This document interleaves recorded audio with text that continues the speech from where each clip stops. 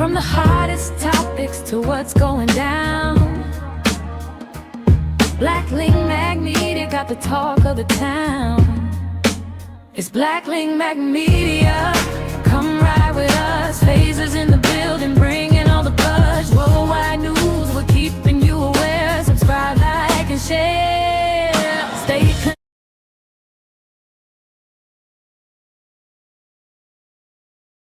Keeping you informed in a major way. From the hottest topics to what's going down, Blackling Mag Media got the talk of the town. It's Blackling Mag Media. Come ride with us. Phasers in the building, bringing all the buzz. Worldwide news, we're keeping you aware. Subscribe, like, and share. Stay connected.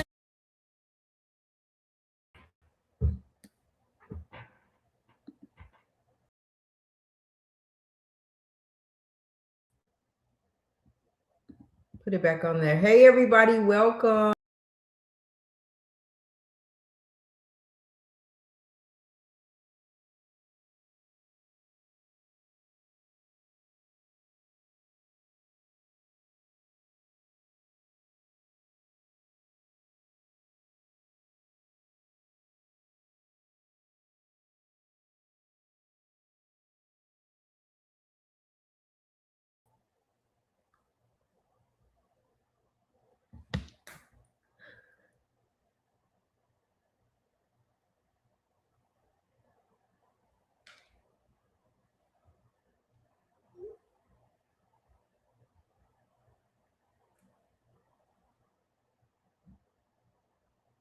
Welcome, everybody. Happy Thursday.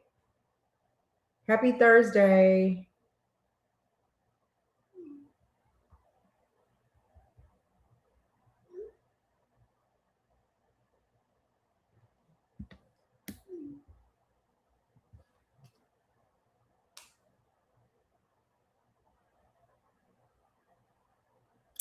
As y'all can tell, my internet is still not changed over yet.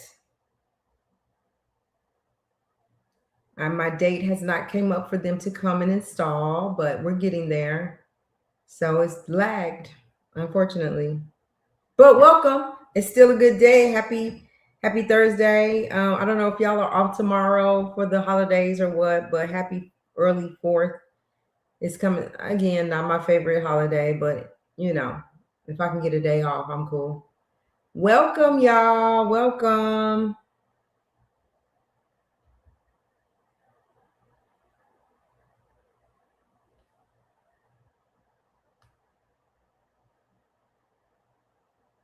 It's lag so bad. Welcome. Let me know where you're tuning in from. If you're not subscribed to the channel, go ahead and subscribe to the channel. Don't forget to hit the like on the way in. It's a good way to support. It's a free way to support the channel.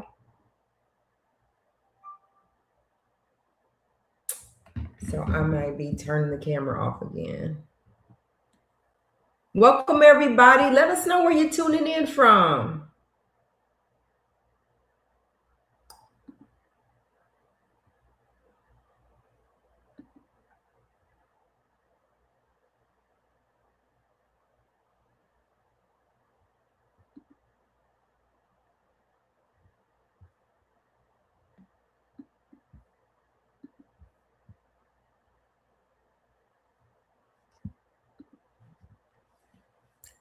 So tonight we're going to be talking about Young Miami and the negative backlash that she's getting. We talked about, at the BET Awards and all that. We'll get into that. We'll talk about Ray J. Ray J claims he's back with Princess. He kind of addresses the fact of him still being alive and what's going on with him. So we'll talk a little bit about that. What else do we have? There's a few topics. So y'all come on in, bear with us through this internet change, but I think I'll keep the camera off so that it's not so lagged. You don't have to see me lagged and paused. But yeah, thank y'all for being here. Join in the conversation. as we get started. We're going to give people about 30 more seconds to come in, and then we're going to jump right into this conversation. We're going to hear from NDRE. We want to hear, she has come out and kind of cleared up what she was really meaning to say when she made that post about Young Miami and spin that. So we'll talk about that. So yeah, join in. Thank y'all for being here tonight. We appreciate it. We appreciate you. If you can't hear me, let me know. Anybody in the comments. If you cannot hear me, please let me know. Hey, Harlem, welcome. Welcome, welcome.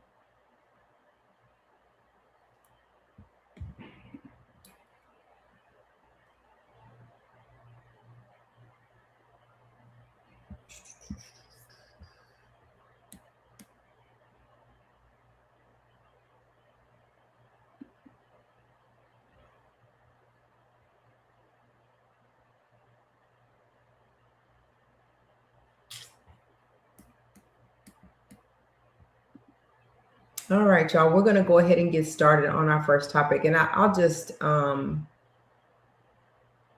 let's see which one we're going to talk about first.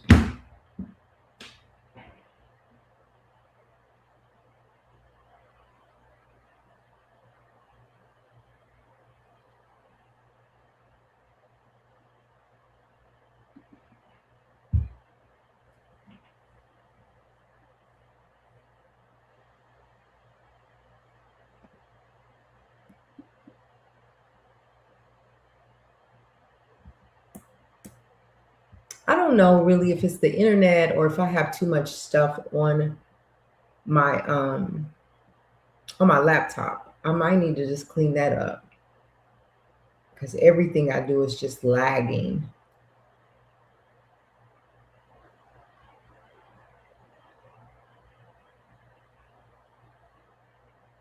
There we go.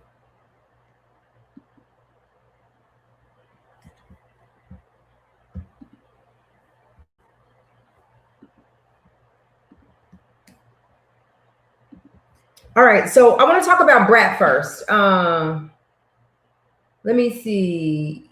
Yes, this is live. I'm live. Hey, Ashley.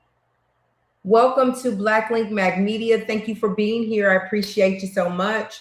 So let's get into the first topic, and it's going to be about Brat and Deb Anthony. Anthony. I guess I say her name right. But anyway, so if y'all don't know, Brat and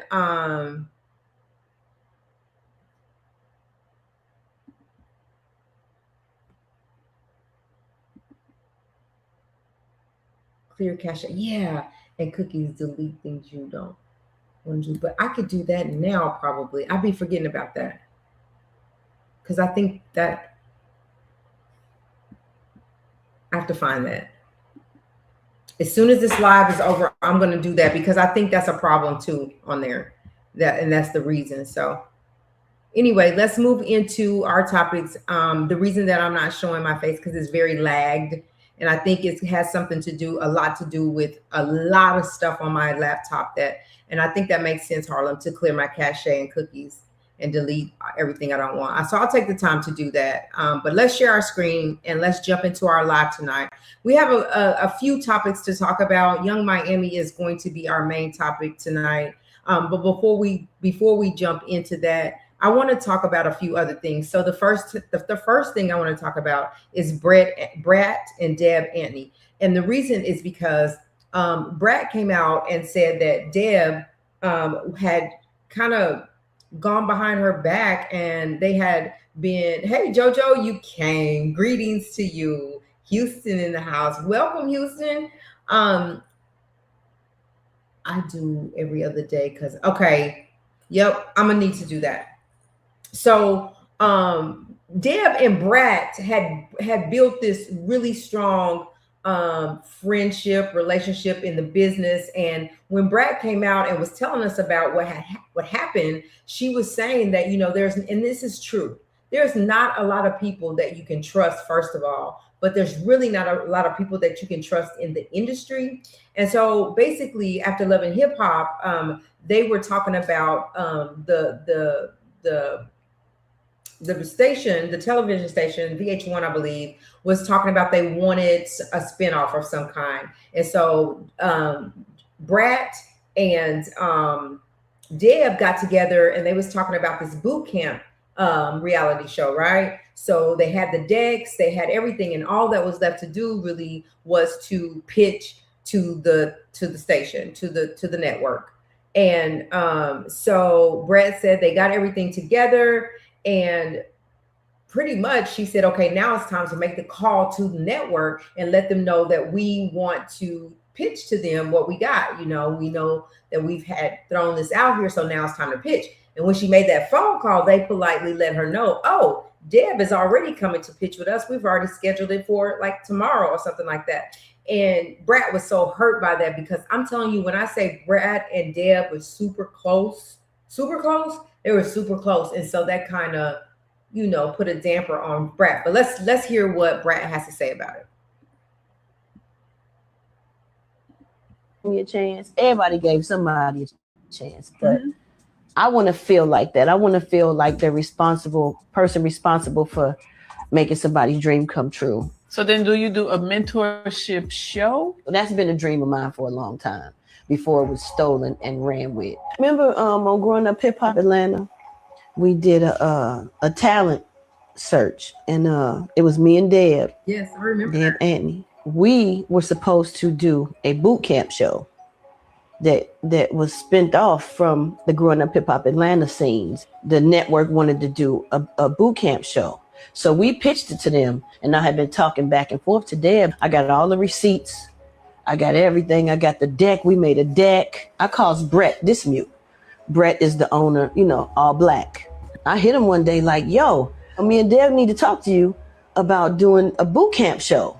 You know what I'm saying? So he goes, oh, she pitching it to me today. Without you?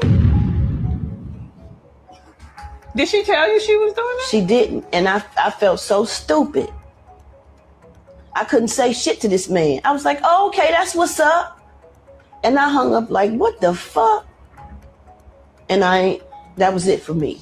And then she came out with Deb's House on WeTV. And lo and behold, it was the same idea. And I kind of was like a little in disbelief. And I was like, damn, it's kind of the same idea. It's kind of the same thing we pitched in the deck together.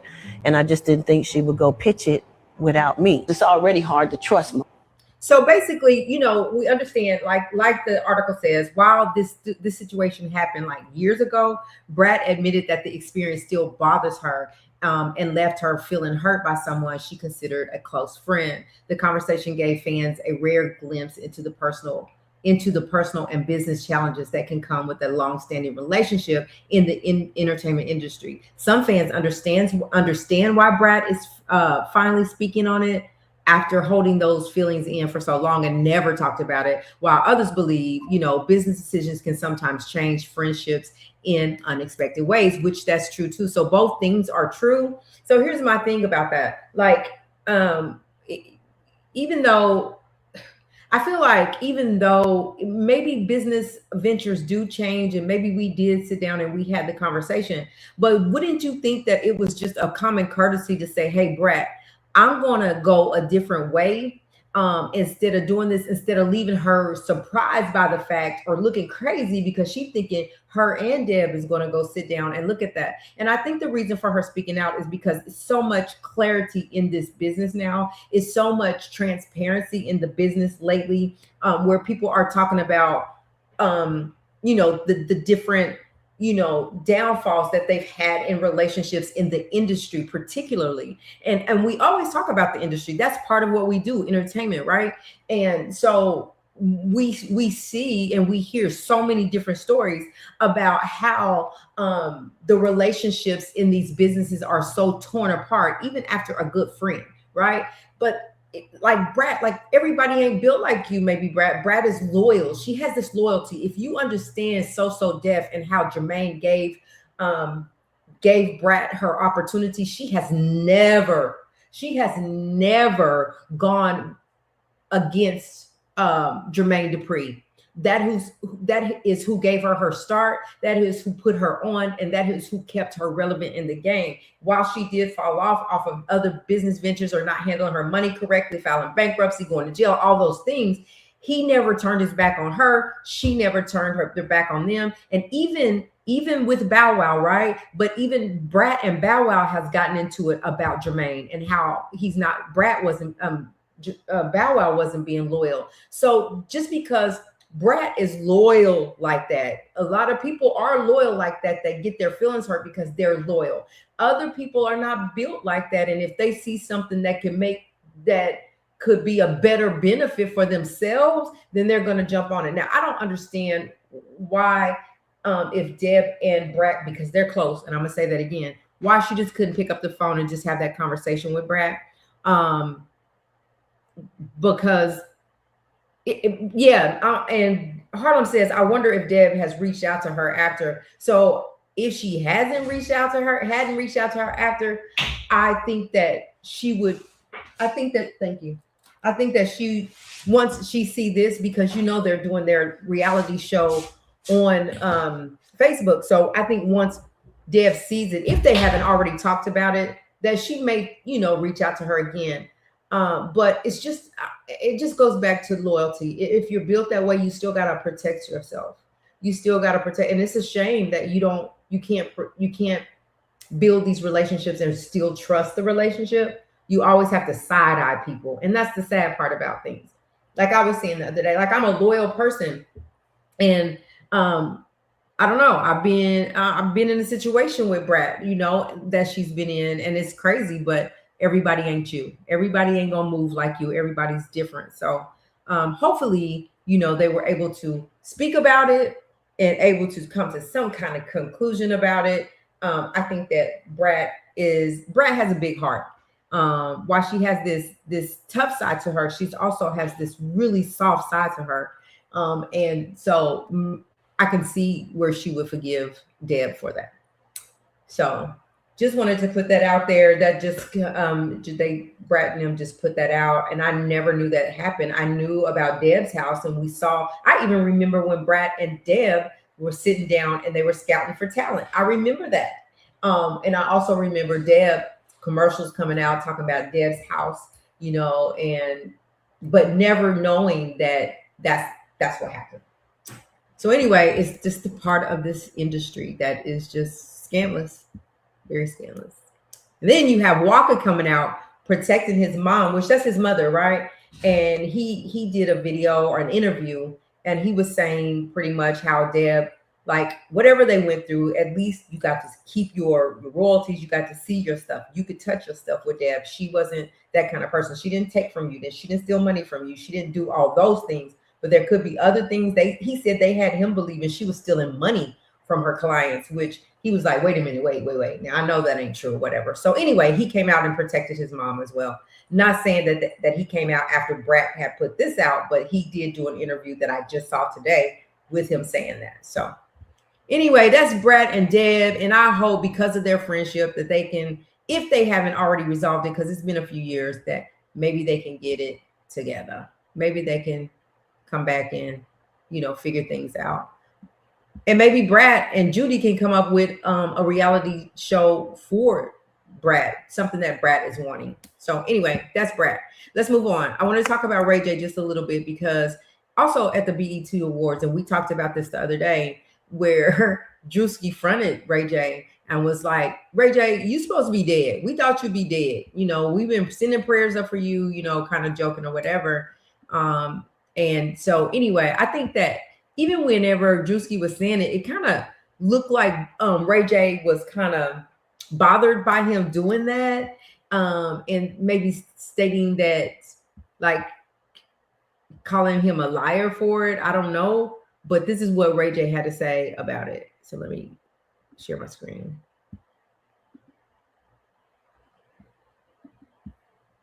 Which he did tell us these things, so I'll give him that. I give you that, Ray, because you're my homie. So anyway, in a social media post captioned "Pray for Me," the singer and entrepreneur shared a dark video while speaking to fans in the background. Although Ray J isn't visible on camera, he reflects the changes he's making in his life. Now, during the video, Ray J says he's taking care of himself and is done with hoes and thoughts, adding that he's focused on becoming a better man. He also asked fans to root for me. He says, root for me to be a better man. And I do. I am. I'm in your corner, Ray. I'm rooting for you. Suggesting he's embracing a new chapter centered around personal growth. Ray J also touched on his upcoming boxing match against Orlando Brown. He's confidently saying that he plans to knock the former child star out when he steps into the ring. So he's planning on knocking Orlando Brown out. Ray J and Princess Love have had a highly publicized relationship over the last years with multiple reconciliations and split announcements. While the status of their relationship remains unclear, the latest post suggests the pair is spending time together with the children, and Ray J says he's committed to making positive changes in his life.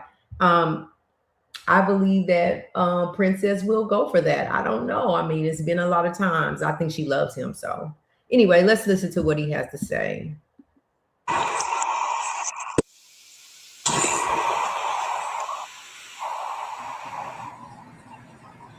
Take what niggas are saying and flip it.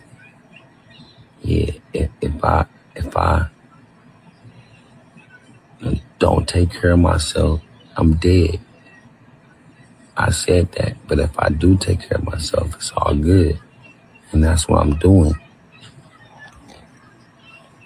Niggas is clowning like I said I'ma die. I said I'ma die if I don't do the right thing, just like everybody will. I'ma die. That's what's gonna happen if I don't take care of myself.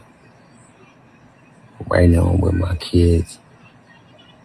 I'm with Princess. And I'm taking care of myself. I'm gonna get in this ring and I'm gonna fight and give it all I got, 100,000%. I think I'm gonna knock Orlando Brown out. He knows that. Just doing the right thing, trying to get my life back together.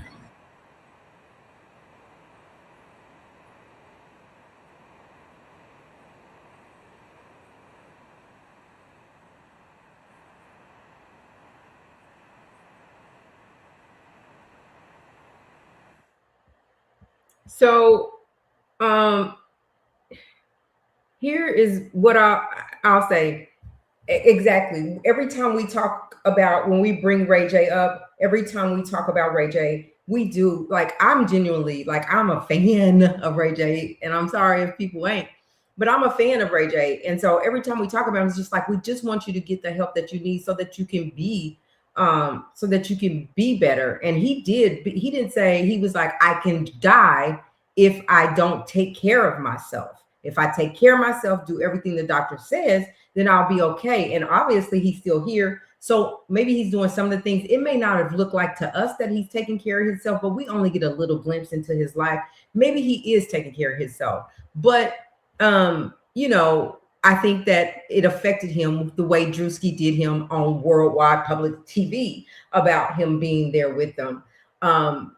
So then he also talked about being with his wife and his kids, and he wants to be better. I think Ray J wants to be better. I think that he just spends, like he said, too much time crashing out. Why crash out? Go show those people that have something to say that you're a better man than that. You can be a better man than that, and you're going to be a better man than that. And if you stick with Princess, then maybe she could, and let your mom and your family help you. Brandy has wanted to help you, but you just refuse to help. And so you can't help people that don't want the help. It just doesn't work. It doesn't work well. If you don't want the help, then it's not going to help.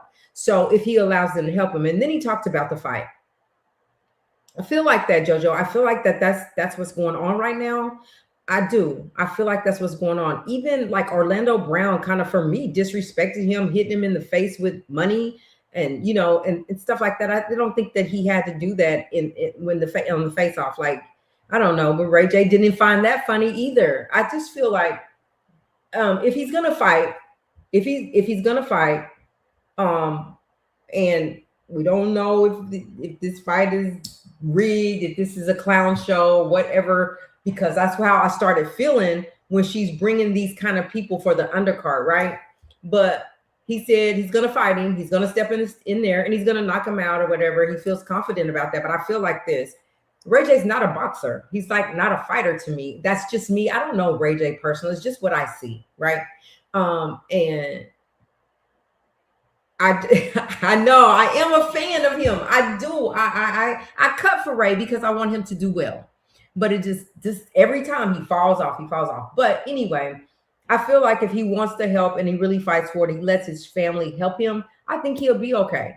But I think you're right in saying that he's an industry puppet and he just needs to back off of all those people and be with family, like family over everything, and let them help you. Did you see that stomach when he fought? He is not taking care of him. Yeah, like when he fought the first time and got knocked out, like I knew and everybody knew, like Ray did not have any business in that ring. He shouldn't have been in that boxing ring. And so what happened to him, I think, this is my theory, y'all. I think that the fight was supposed to be fixed and he wasn't supposed to fight that hard. His opponent wasn't supposed to fight him that hard. And the tables turned on him and he got knocked out. And he didn't appreciate that because he said they talked about something, whatever that is, and we don't know what that something is. So anyway, yeah. But I'm a fan of Ray J, and I hope that he gets better. I hope he gets the help that he needs. Like even now, whenever at the BET Awards, whenever Lauryn Hill was performing and Ray J took his shirt off, like he still didn't look like he had been working out. Ray J did a video where he was working out at his house around his pool and he was jogging. And after a couple rounds, he's like, whoo, I'm tired. Let me see if I can find that.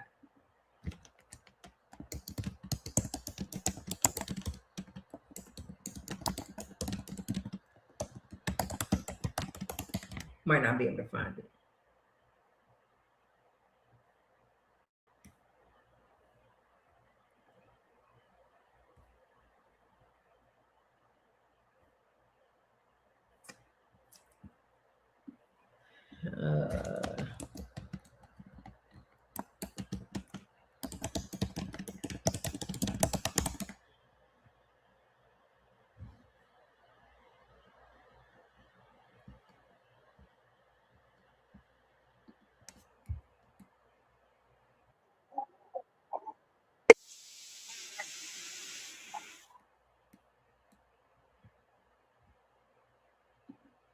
Okay, so I couldn't find him running around the pool, but he was kind of jogging around the pool. So,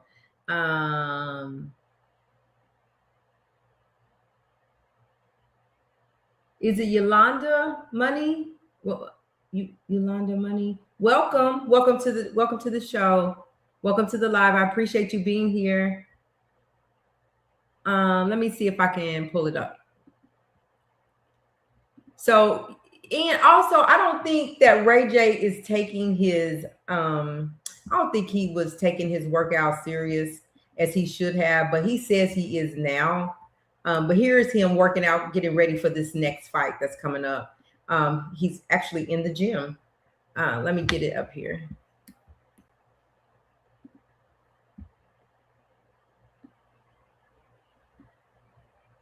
If he want to fight me on my third fight, that's fine. But right now, I'm going for somebody harder. August 15th, I'm back in the ring.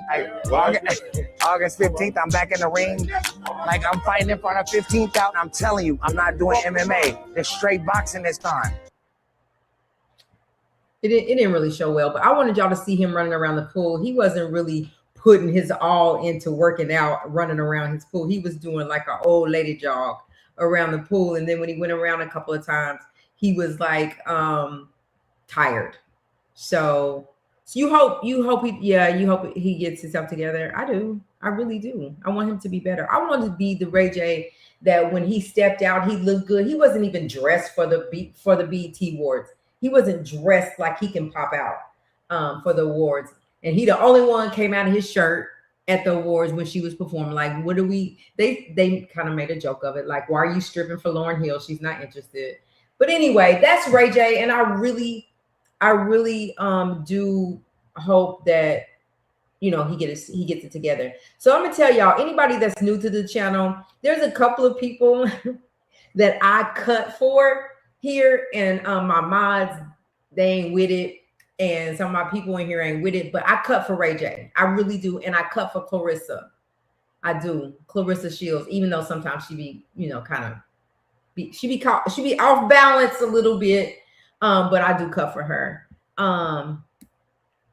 So what did you see the kick though in this one, Harlem? Let me try to do it again. It was real fast, but this is him working out, preparing for his next fight with Orlando Brown. Watch this kick, this lazy kick. Like, I can kick harder than higher. If you want to fight me on my third fight, that's fine. But right now, I'm going for somebody harder. August 15th, I'm back in the ring. August 15th, I'm back in the ring. If you want to fight me on my third fight, that's fine. But right now, I'm going for somebody harder. August 15th, I'm back in the ring. August 15th, I'm back in the ring. If you want to fight me on my third fight, that's fine. But right now, I'm going for somebody harder. August 15th, I'm back in the ring. August 15th, I'm back in the ring. I'm fighting in front of 15,000. I'm telling you, I'm not doing MMA. So straight boxing this time. He said he's straight boxing this time. Ain't no MMA, ain't none of that kicking and all that. He's just straight boxing. Anyway, that's Ray J. And hey, look, he kicked up and did a little turnaround. What? You give him his credit now. He jumped up, kicked, and turned. Stop.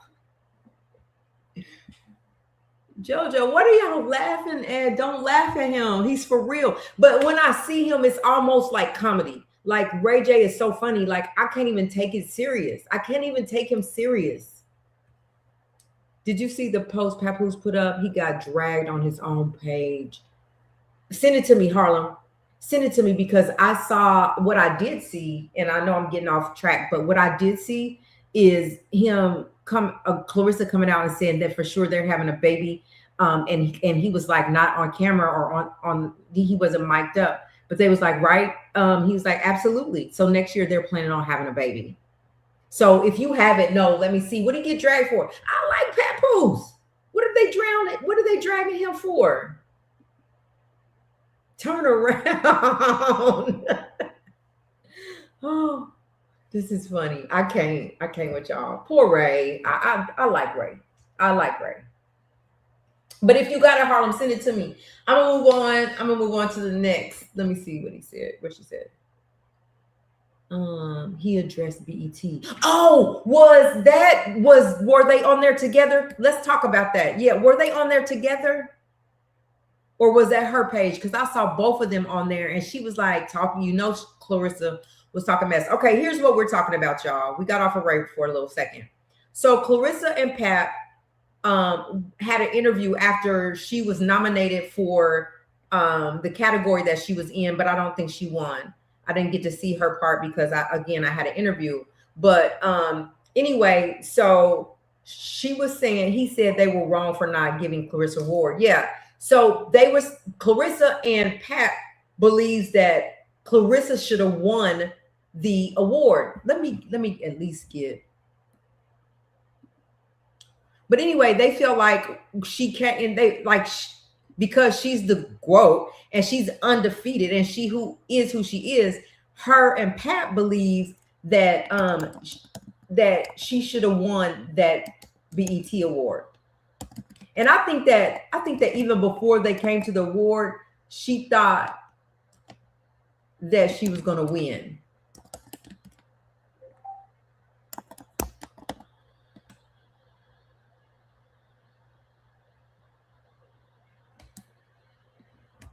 Yeah, let's look at this.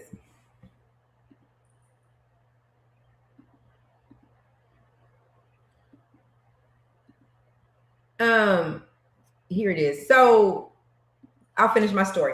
So anyway, send to your IG. Okay, thank you. They thought that they were going to win, that she was going to win. She didn't win, and that kind of made them feel away. and was like, y'all invited me here, but like you can't win everything. Be thankful for the 2 nominations that you have. And the reason they're saying, listen, Clarissa, whenever people were responding, how are you gonna win something and you're not even Funky Dineva came out and spoke about it. It was like, you're not even a likable person. Like people don't really like you because you're not a likable person. You get into it with people, you don't know how to handle yourself in public, and you want the people to vote for you for an award, but they don't like you like that. They're not checking for you like that. That's what they're saying. I was just, thankful that she even got the dadgum nomination. So let me put it up here. Sent to my IG. But it's sportsmanship in your field, and in public, people don't like her. She doesn't have great sportsmanship. And that's what they're saying. They're like, how can we get the people to vote for you in that category if you don't show positive sportsmanship, if you don't show that you deserve that? It ain't about you coming to BET looking cute. It ain't about how many wins you got and you're undefeated. That matters too, but it's also, what does sportsmanship mean? It means that you have a good attitude, win or lose. You know you're going to win some, you're going to lose some. You know that when you are presented, like she's been invited to places where she have just really showed her butt, and there's like people in high places that can take her to even next levels that she just showed out in front of. And so I'm gonna be interested in looking at what you sent me about Papoose, because he normally don't talk about it, but I think he's probably in his feelings, because I do believe they thought that this year she was gonna win, since she didn't win last year. So let's listen to it.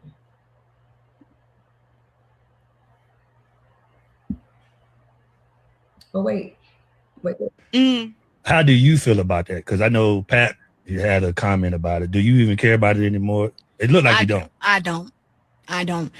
It's the BET Awards. They pick who they want to be the sportswoman of the year.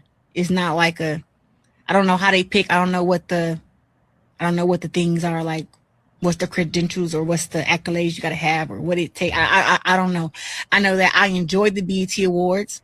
I'm happy that Pat said something about it, because when you're the best in the world and you have all these accomplishments, you always feel like it's supposed to be you. And then of course your partner feel the same way too. Like I feel like Pap should be like everybody know Pap. Yeah. When I say everybody, whatever artist you could think of, rapper, singer. Queen Latifah seen him and said, "Oh my God, Pap," and spoke to Pap, and I was like, "Okay." You feel me? That was her response after she went on a rant and was like, "Y'all invited us."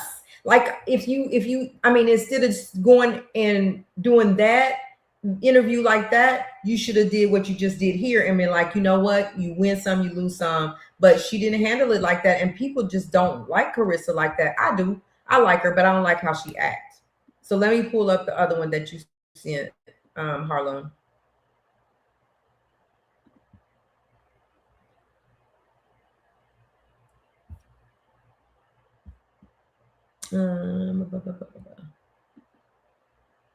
There it is.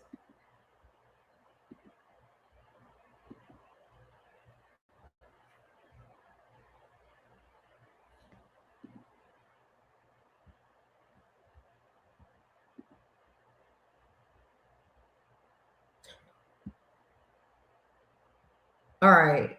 So Harlem, it's not a video, it's just an article.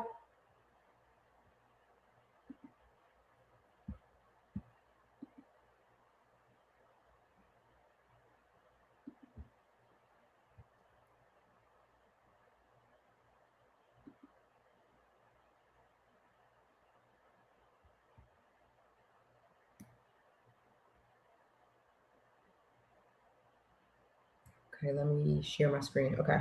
So let me see what Pap have to say. Pap. I like Pap too. I don't know. I guess I like everybody. All right. So it says, currently the ESPN Fighter of the Year, ESPY Award winner, 3-time Women's Sports Foundation winner, BWAA fighter. This is Papoose talking, because I don't think this is a video. Yeah. He says, Currently, the ESPN Fighter of the Year, ESPY Award winner, 3 times Women's Sports Foundation winner, BWAA Fighter of the Year. I can keep going on. Not sure why BET Awards keep robbing Clarissa Shields of that award. But anyway, the Lauryn Hill tribute was dope. Was happy to see Lizzo. Me too. Nas, Queen Latifah, and my guy Richie. Let me put my glasses on. And my guy Rich Forever touched the stage. I'm fans of them all. Max and French did their thing too. Cuddy Ja, new single out now. My bro something was in the building. Fire. My bro in it. Whoever in it. If we trust was fight. New fight will be announced soon. My bro Meg Tory won. New fight will be announced, produced. Okay, available. So then I don't see the comments. I don't see the comments, but this is what she was proud of, that he came out and he bragged a little bit about, all the other awards that she won or everything else. Okay, just a post. Everything else that she done. But my thing is this, man, I don't know. I just feel like the truth of the matter is, you have to be a likable person. Kind of. I don't even think people kind of like her. Majority of people don't kind of like her because of her attitude and because of her ego is so big and they don't like her. Again, I like you, Clarissa, but other people don't check for you. And so they didn't vote for you. You got your nomination, but you didn't win. And so you just keep trying and you just keep going back. You don't put the BET Awards down because you didn't win. Harlem said, but remember there was a boxer that she laughed at, but was really hurt. Shadisha Green. That's not sportsmanship. So I think what she needs to do is go back. She's in this category of sportsmanship, you got to go back and really see what the definition of sportsmanship is. And sportsmanship is not the way that you present yourself in public at all, and how you go on rant and raves on internet about people. Like I'll say it again, I've already said it, carry yourself as a young lady at all times. Right now you are the best at what you're doing right now. You know that, but carry it well, right? Just carry it well. And then, start treating people with respect. You want people to respect you, then you have to respect people. You don't go around slapping people outside of the ring because you can fight or whatever. I mean, stop. That's a bad look. And the truth of the matter is that you are now a celebrity and all eyes are on you. You got to come out of that ghetto mode, if that's what you're in or whatever you call it. I don't know. Maybe it's just ego mode, because I don't want to be in much people talking about I'm calling black women ghetto, because that's not the fact. I'm saying how you acting is not presentable to people, and people don't want to be around nobody like that. And so she's excited that Papoose came out and spoke up for her. I mean, that's her man. Maybe he should have, but maybe next year. That's that.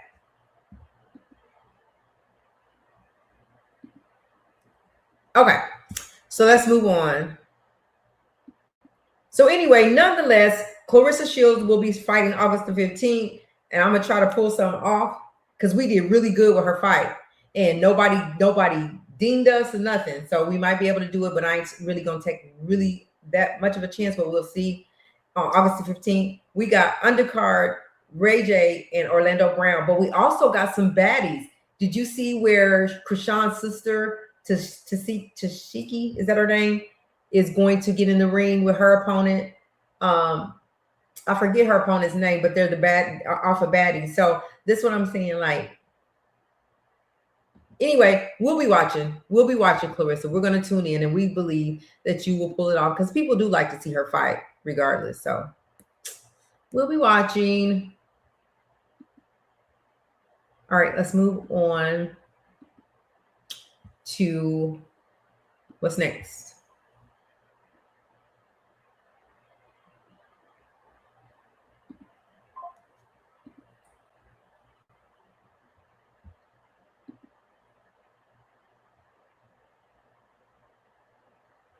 All right, I want to talk about something a little bit outside of the entertainment world for a little bit. Let's get into this. So, if y'all remember, I don't know how many you saw it, but let me see. Let me get caught up. I don't want to jump over. If CS makes weight because she's still looking thick there. She said she gonna be ready.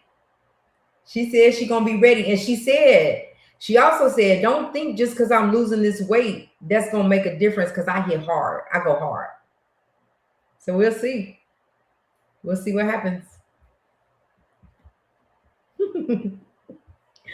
Harlem. She gonna be all right, Harlem. So anyway, if that's all on Papoose and Clarissa and the entire clown show that's about to happen on the 15th, I don't know. I wonder who she's going to come in on, because last time she fought, she walked in on one of her songs or something like that. Or whose song did she walk in on? I don't know, but I just want her to do better. Do better, Clarissa. I believe in you and I believe you can do it. I believe that you can get better. I'm a fan. I'm still a fan, so I want you to be better. You guys hit the like button. Thank you guys so much for being here with us tonight. We're just freestyling tonight. We're talking about a little bit of everything, but we're going to get to the Young Miami thing because I think that's important. Again, thank y'all for being here. Hit the like button. Subscribe to the channel if you have not already subscribed to the channel. Jojo, I'm not sure if you got the message, but Harlem has a message for you as well. All right, so let's talk about something just outside of the entertainment realm, and we'll come back to this. But I'm not sure if y'all saw the black woman and she actually felt like she was kind of slow or had some mental issues, but police officer just started beating her on camera. And she was telling them, I don't have a warrant. You have the wrong person. Like, it's not me. And just beating her in her face. And the other police that was standing over her was like, I got her. And he just punched her a couple of more times. He was like, I got her. And then he finally started punching her. So what we're finding out is that he has been charged in this. Thank goodness that they're doing the right thing, because it was caught on camera. So let's take a look at that if you guys have not seen this. It says a former Shelby, North Carolina police officer is now facing a criminal charge after a doorbell camera video showed him repeatedly punching 34-year-old Sherry Moore during a May 29th arrest. Authorities identified the former officer as Carson Hyder, 22, and said he turned himself in Monday, on a charge of assault, inflicting serious injury. Yes, he was beating her before being released on a $10,000 secured bond. Shelby police fired Hyder one day after the incident, and the State Bureau of Investigation opened an excessive force investigation at the request of the local officials. Court records say Moore suffered injuries that may include a broken nose. He was punching her hard. Made me mad, made me so mad. Broken nose and busted lip, while prosecutors have dropped her resisting arrest and assault on an officer charge. Yeah, what was she supposed to do? Just let him do that? She was trying to get away from him. Let's listen, y'all. Has been terminated from employment with the Shelby Police Department. Flashback. I don't have a warrant. I don't have a warrant in order to in the house. What are you doing? I don't have a warrant. What's that in the house? Let go! Let go! Let go! I got her.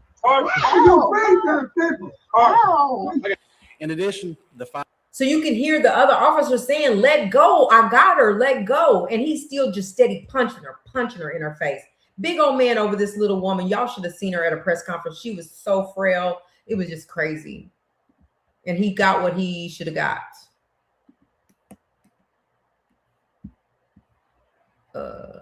Let's start it back.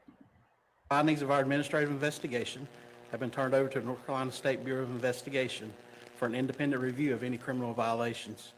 This step is being taken to ensure transparency, accountability, and public confidence in our actions as a law enforcement agency. As I stated yesterday, community trust is the foundation of effective policing. The officers, telecommunicators, and leadership of the Shelby Police Department remain committed to maintaining and strengthening that trust every day. Our agency is guided by the core values of honesty, teamwork, integrity, professionalism, and respect, and we hold ourselves accountable to those standards. So pretty much they did, after local officials demanded that they press charges on him, well, fire him first, and then they press charges. I don't even like the fact that he got a $10,000 bond, you know, security bond that he could get out on. But I want to see him do time.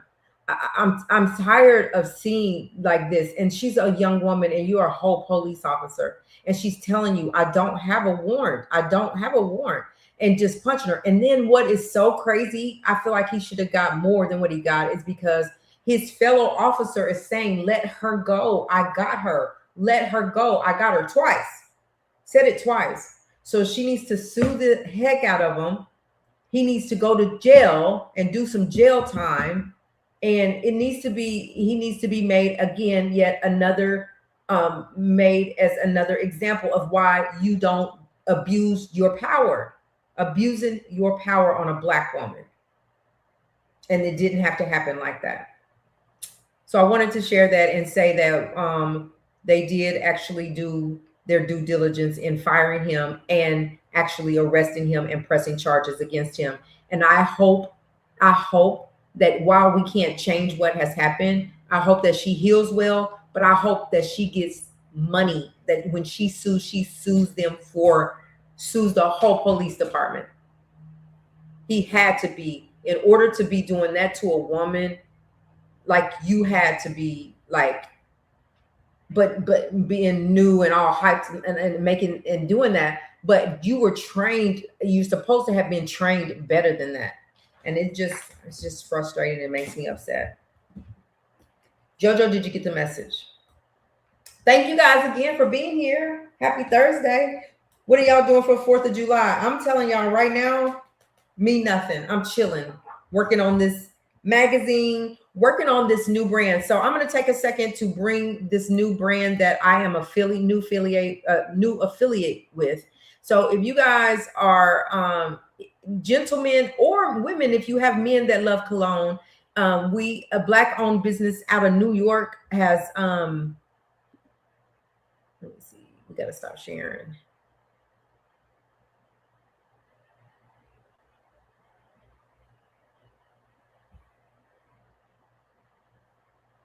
Has produced a new cologne and had brought, we sat down for a meeting and we brought it. They wanted to ask us, as far as Black Link, if we wanted to be affiliates of this cologne, and we did. And so we are now brand new affiliates with OG Cologne, made by 420 Fragrance, a Black-owned business.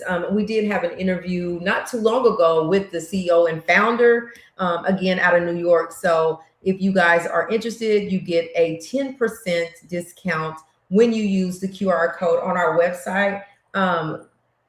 It is, oh, wait a minute.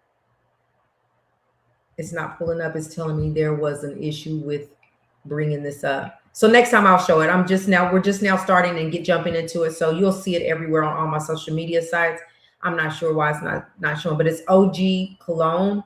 And if you go to our website, which is blacklink-media, so that's blacklink-media.com, you will see it there. There's also a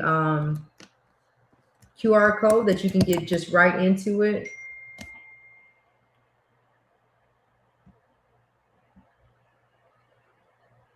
Make some cheeseburgers.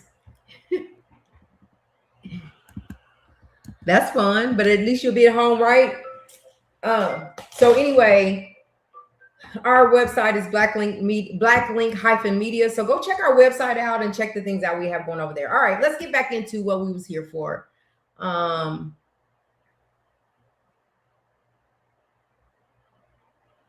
Make some burgers. So you're gonna make some burgers on the grill, right? Grandson is calling. Not doing ish. Yeah, well, we're celebrating 250 years of slavery.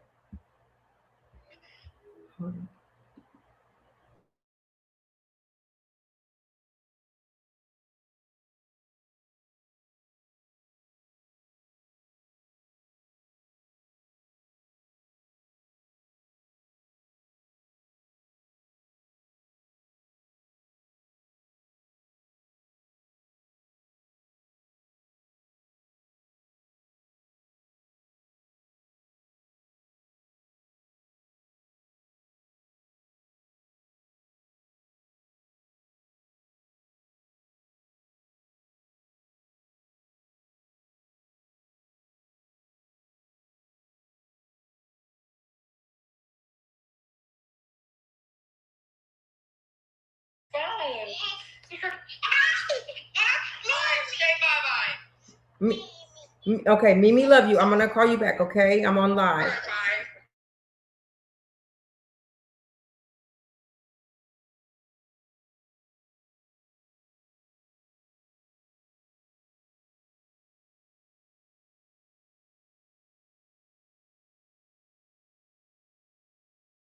Sorry, y'all. My grandson called in the middle of this. So he said, "No, not watching anyone's concerts, fireworks, nothing. We'll be watching movies all day long." That's fine.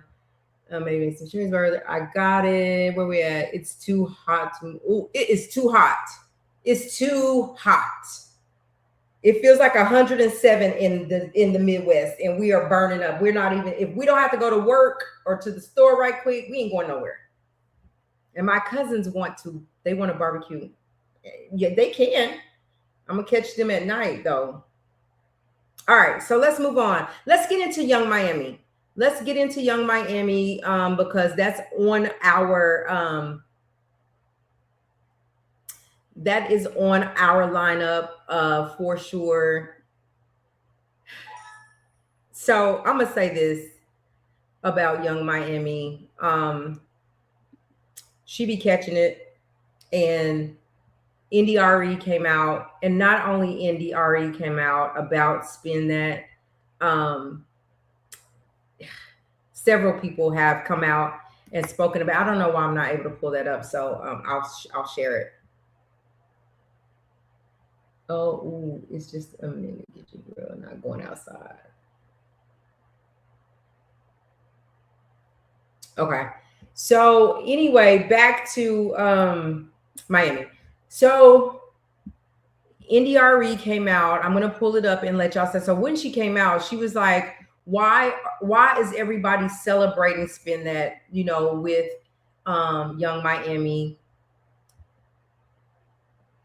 Like she's saying that we gotta be careful about the music we make, about the stories we're telling. And so she's like, and people are like, oh, so basically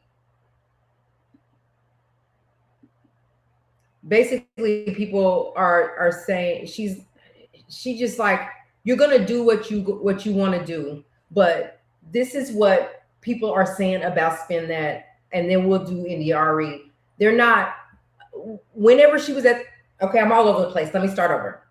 At BET Awards, so first of all, we know that her song is like #1 charting, and it's been on the charts, right? It's the song of the summer. And so when she came out at BET Awards, the whole room lit up singing her song. They celebrated her. And people have a problem with them celebrating her because they're saying, don't you remember the same Young Miami that was with P. Diddy and was running him rugs across state lines, who wrote a character witness letter for Diddy and did all those things. Oh, y'all don't remember that Young Miami. Y'all just remember what she's doing now. But what about all the young kids coming up behind her when she supported what Diddy was doing? So this is why she's getting so much backlash. And so let's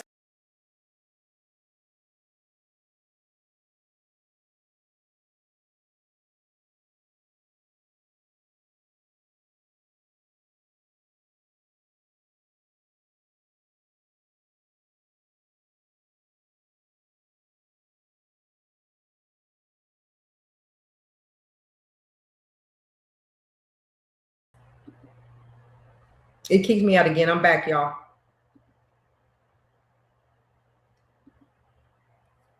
So I'll let them tell y'all why they are not happy with her, with Young Miami. So here's the first one.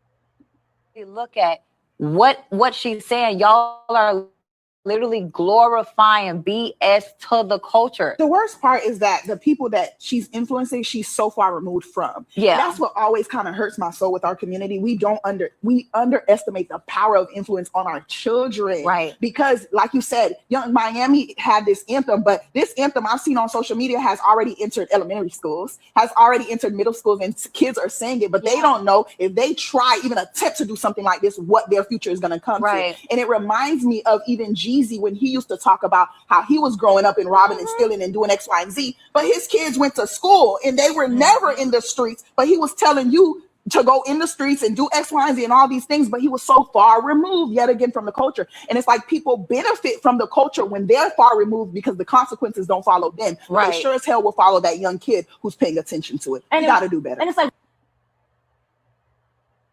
so that's their stance from it, right? This is not these are not the ladies that talked about Diddy. The other ones talked about Diddy. But here's the thing, and I do see what you're saying. Harlem. They were upset because the word scamming and it was a couple of other words that they mentioned. I don't know the whole song. All I know is spinette. That's all I know. But they're upset about what she's about the words in her song and how she's influenced and how the kids are looking up to her, and why are we glorifying what she's doing? Because as y'all know, that song is everywhere, every single day, all day long, everywhere. For me, I was looking at it like she came back. She bounced back from all of the backlash that she got when she was with Diddy, and she did those things that they're saying that she did.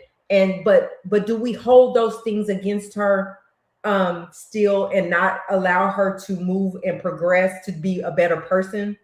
And because she made the music, and I'm like I'm kind of like you, Harlem, like you have all these men saying horrible things about women in their songs and cussing and using all these words in their songs, but you're not getting them the same energy that you just gave her.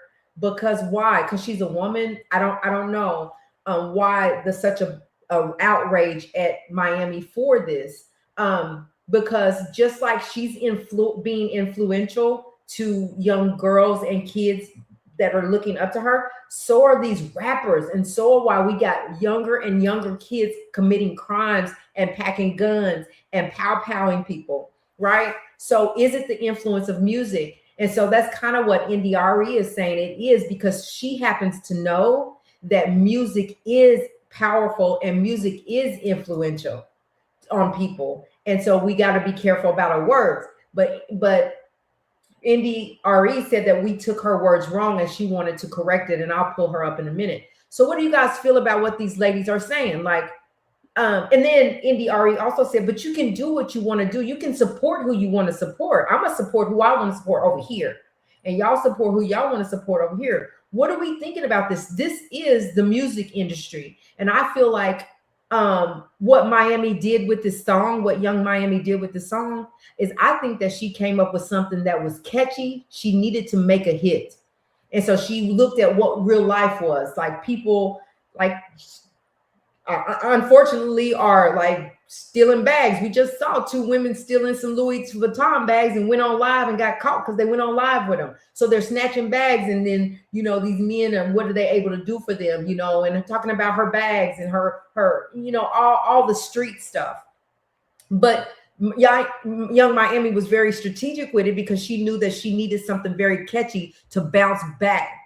Miami needed something to bounce back from all the mess that she was in with Diddy. And so she came up with the song, and it just happened to hit hard, and they love it, right? Is she wrong? Is she wrong for making music because that's her career? Or should she be more mindful of the people that are looking up for her? Because let's be real. Let's keep it 1,000. People don't like nice, sweet stuff. You see my numbers. They're not as much. I don't cuss over here. I don't rant and rage over here. So my numbers, and after I covered the story I covered before when I was going viral, and then I started like I never cussed though, but like it was mess, right?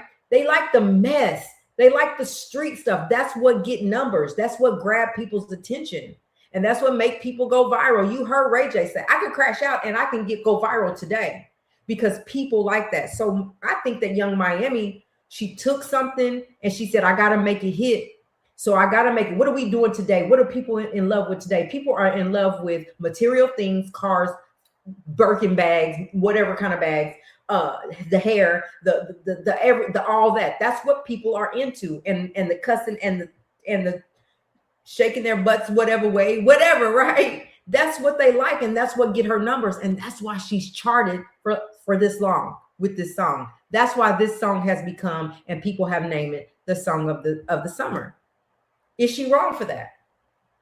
Right says, so it's hard because if they are an actor, well, it's not their movie, it's just a part they play, right? But with music, it is solely theirs. But Allah will just say it's art, it's entertainment, it's not real. But that's something, right, that was under the comments of I think Indy's post or somebody's post, and they said, but it is real life because she's talking about the real life that people live, where there are people snatching whatever the words are in that song. People are really doing what she's saying. So it is real life, but it's in her real life. And maybe it's not her real life, but her music is influencing all the way now into elementary schools. And is that wrong of her to come out with a song like that made a hit and that everybody loved? And I feel like, I mean, it's two-sided, right? I feel like that if you're gonna break her down for making her music, the music she makes, why are we putting her, just Young Miami, in the category? Because she was with Diddy? Is that what we're hung up on? Is because she was with Diddy and she wrote a character letter for Diddy and she supports Diddy and probably waiting for Diddy to come home and got on a plane and took him his rugs and did everything he wanted her to do and came out and said he's never done anything bad to her? Like, is that what we holding over Miami's head? Or can we celebrate her and be happy for her? Because at the end of the day, no matter how you feel, she making money off that single. Now, what'll come behind that, I don't know. She even got a record deal. She signed with the Big Machine now. That's going to put money behind her music. Wright says, people like the controversy. My life isn't no bad. That's right. They love the controversy. If I was over here every night and I know how to do it, like I know how to make this a controversy. All I got to do is make one call and bring person on this show, and it's gonna be a controversial mess, and I'm probably gonna go viral. And I know exactly who to do it at any moment. I can do that. And people will be tuned in, let me tell you. But I don't choose to do that. I'll get my numbers slow. I'm already almost at 11K, but I'm doing it slowly, but I'm getting there, you know. But it's just what you choose to do. If you choose to have all that mess, you know, I'm not knocking nobody for it. It's just not what I do. And that's what I think NDRE is saying. I'm not saying do what I say do. Do I think that people are impacted by what I say and going to change their lives because of what I say? Hell no, excuse my French. But they're not. They're going to do what they want to do. And the numbers show that it's all about controversy, all about controversy. It's all about pow-pows. It's all about women, men. When men talk about women, it's all about that. So let me pull up NDRE. Let me get them off. So basically they're saying here that she's impacting the young people coming up behind her in a negative way, is what they're saying here. So now let's get NDRE up.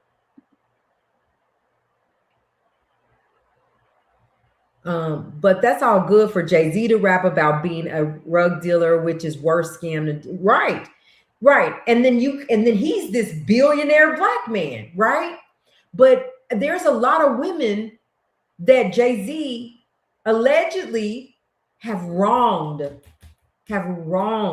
and that they said he has wronged them, and he slipped through the crack every time. But they praise Jay-Z. They praise his music. Listen, I know y'all know what I'm going to say, but I like Jay-Z and I like Beyonce. But when we look at it, that same energy is not pushed towards Jay-Z as it is for Miami right now.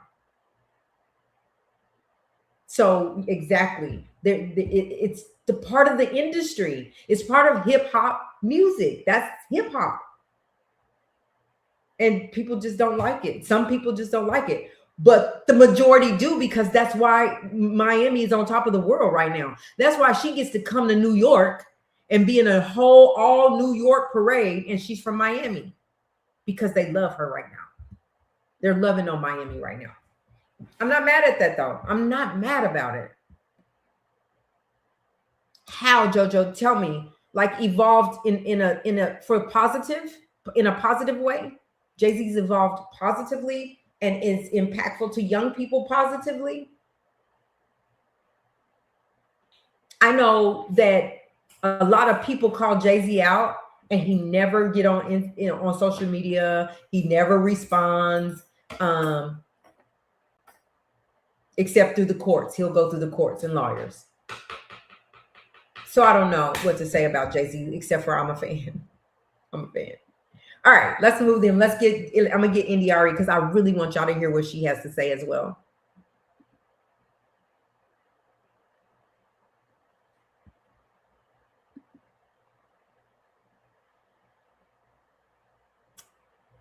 He still sings the same songs. Do you like Jay-Z, Harlem, at all? I'm just curious. Or Beyonce? I know a lot of people don't. I'm just curious. It's okay. I thought his afro was all that. I thought it looked good, Harlem. Harlem, I promise you funny. You are so funny. You and Right, y'all kill me. Rice says, well, Jay-Z did a deal with NFL and other high profile deals. If you are making these people money, then absolutely. Well, and same for Miami. If she's making money, why are we? Hey, get your bag, get your money, get it how you get it. Not no more.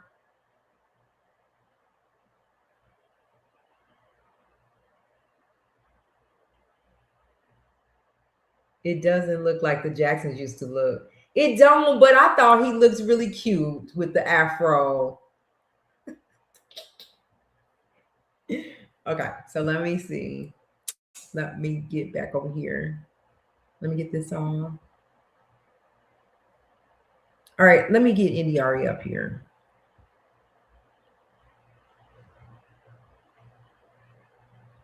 There we go.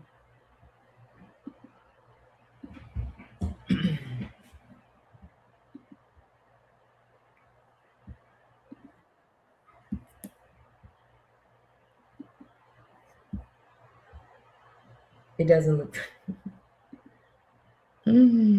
So did you used to like Beyonce and Jay-Z, and you don't like either one of them now, and why?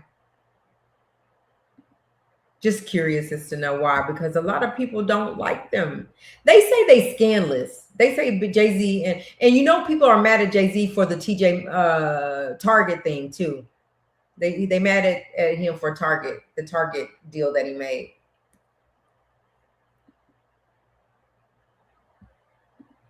Share.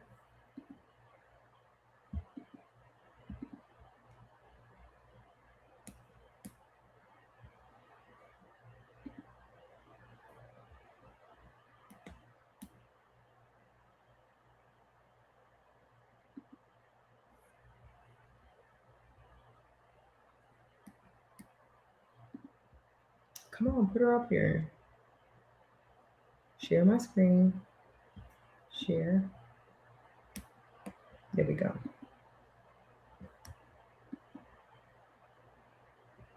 Maybe. I have it pulled up, but it's saying another error. Let me see. Take this off. There we go.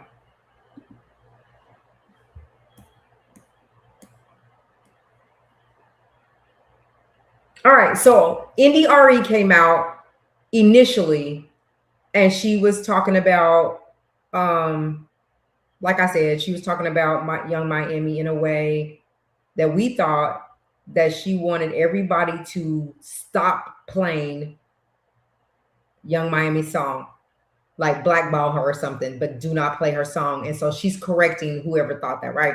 So let's listen to her really quick and see her point of view. And then I want to talk about what you guys think about her point of view. Reported that I think we should boycott this song of the summer. I'm not going to tell you what it is because I refuse to sing that song, but either you know what it is or you don't. And if you don't, you can go find it. It's very easy. But I don't think we should boycott. What I want is to see people understand the power of words and music and to make choices that are healthy for them. That's what I want. Do I think it matters what I want for people? No. I have finally learned that it doesn't matter and that there's no amount of sacrificing my life force energy that is going to make anybody want anything better for themselves. All I can do is emanate what I emanate, stand for what I stand for, and hope that it reaches who it's meant to reach. And that's it. And that's all I'm going to do. And so my comment makes it very clear that I don't think we should boycott. My comment is tantamount to everybody doesn't want the same thing. And there are a lot of people who are saying it's just a song. Well, if that's what you think, enjoy. But what I know is that music has power. But of course, I have used that power to help some people. And I have traveled around this world twice. And I see the impact of what we export out of the Black American experience to the rest of the world. Longer story for another time, but I've seen it. So I know, and I'm telling you what it is, but you enjoy if that's what you want to do. And I will enjoy doing what I want to do. And that's why I don't think anybody needs to boycott. I think people just need to make choices for themselves. That's what I think. That's one. Two, also, okay, before she goes to Clive, because she's going to talk about Clive. So is that fair? I mean, is that fair for her to feel that way? And I think it is. So she's saying she's not going to speak on that song. She's not going to even sing that song, but that's how she feel about it. And I feel like, again, majority of the people love it. It's just that she doesn't like it, and she doesn't like what it stands for. She is very seasoned in this business, and she feels like music is power. Music is a go-to for everything, and that if you can't produce good sound music, good feeling music, and good positive music to impact the world, our culture, especially, she's saying the way that our culture is when we produce music, right? Then she just won't do it. But don't boycott Young Miami. I'm glad that's not what her point is. She's just not gonna, she ain't messing with the song of the year, the song of the summer, the song of the summer. Miami has the song of the summer. India ain't messing with it, and she's not even gonna mention it. And like she said, it ain't hard to find. It ain't hard to find. So that's her. And I'm interested in what you guys have to say about this, because I mean, it is a controversy that is. And I think at the end of the day, my response is this: everybody has a freedom of choice, and you can choose to do whatever you choose to do. And you can support whoever you choose to support. But the reality, as I said before, is that if it's not controversy, if it's not street and hood, your numbers ain't gonna look right. You're not gonna sell your music. Look at Lizzo. I think Lizzo is a wonderful, almost sounds, hey, welcome. I think that Lizzo is a great, okay, I'll drop the link. I think that Lizzo is a great performer. I think Lizzo has a beautiful voice. I think that she's pretty. I think she's all the things. But look what happened with her album. Like, if it ain't controversy, they don't want it. They're not, you're not going to make the numbers. while she said she went and she promoted it as hard as she could, she promoted it, right? But it wasn't a lot of cussing and all that in it, right? But when you come and you have a bunch of cussing, a bunch of controversy, a bunch of hood, a bunch of this, a bunch of that, then yeah, people are going to buy it because that's what people love. And again, that's why you see a few people on my lives. You see a few people. Now I get a lot of people on my shorts, but my lives is because I'm not over here cussing people out. I am talking about it, but I'm not cussing and I'm not really trying to put people down. So that's the reality of it. And I think everybody has their opinion. I think India Ari is also saying what the two ladies said, what we heard prior. But again, what matters is what does the majority love? And the majority loves Young Miami's music. They love that her song of the summer. And that's that. The link is in the chat if anybody want to come up and talk with me about it. And we can even talk about Jay-Z and Beyonce. We can talk about everything we talk about. We can talk about Ray J. You can come up if you want to. You don't have to turn your camera on if you don't want to. But I'm interested in seeing what he can explain what Harlem was talking about. Harlem was saying that Jay-Z, because my question was like, do people really like Jay-Z and Beyonce? And if they don't, why? Because I like them. I'm fans of Jay-Z and Beyonce. And she's just like, yeah, but he's a whole billionaire. Why do we got to break the bank for your fans to come and see you? Why are you not being mindful of that? Why are you, because you're making money off the tour anyway, but why are you not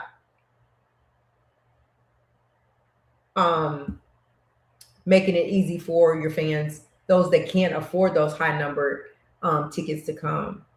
So, I mean, let me see what Almost Sound says. He says, anyone that is public figure will always get some type of scrutiny.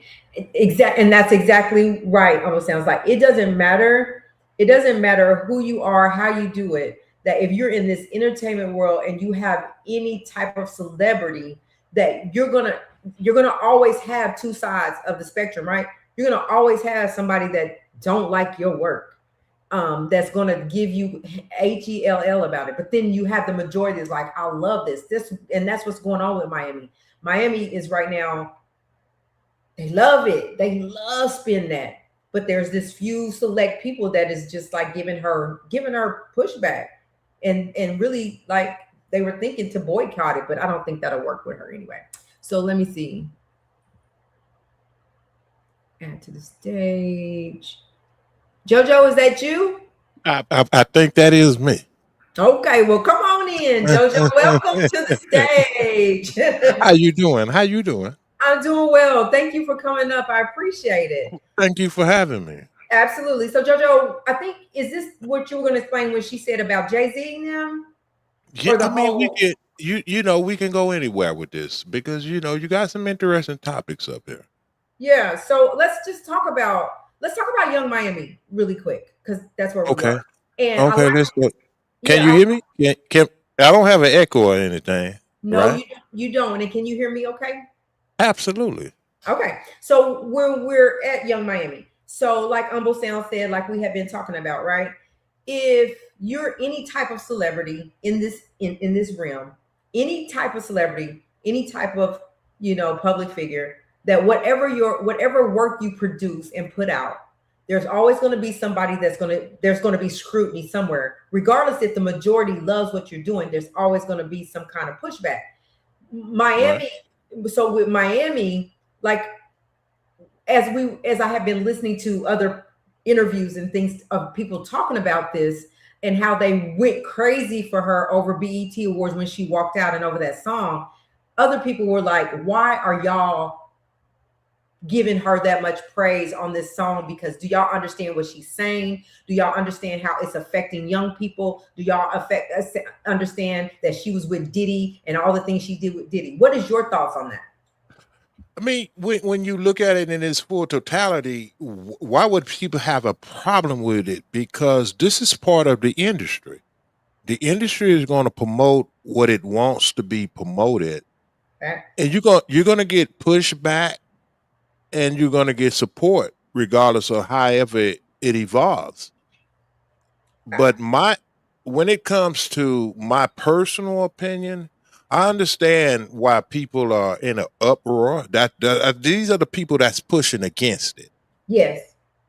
like NDRE, because we can't have it both ways. We either gonna uplift one another, and if we find some kind of detriment in the music that is being promoted, and I think people are getting this misconstrued, and this is what I mean actually when I say misconstrued.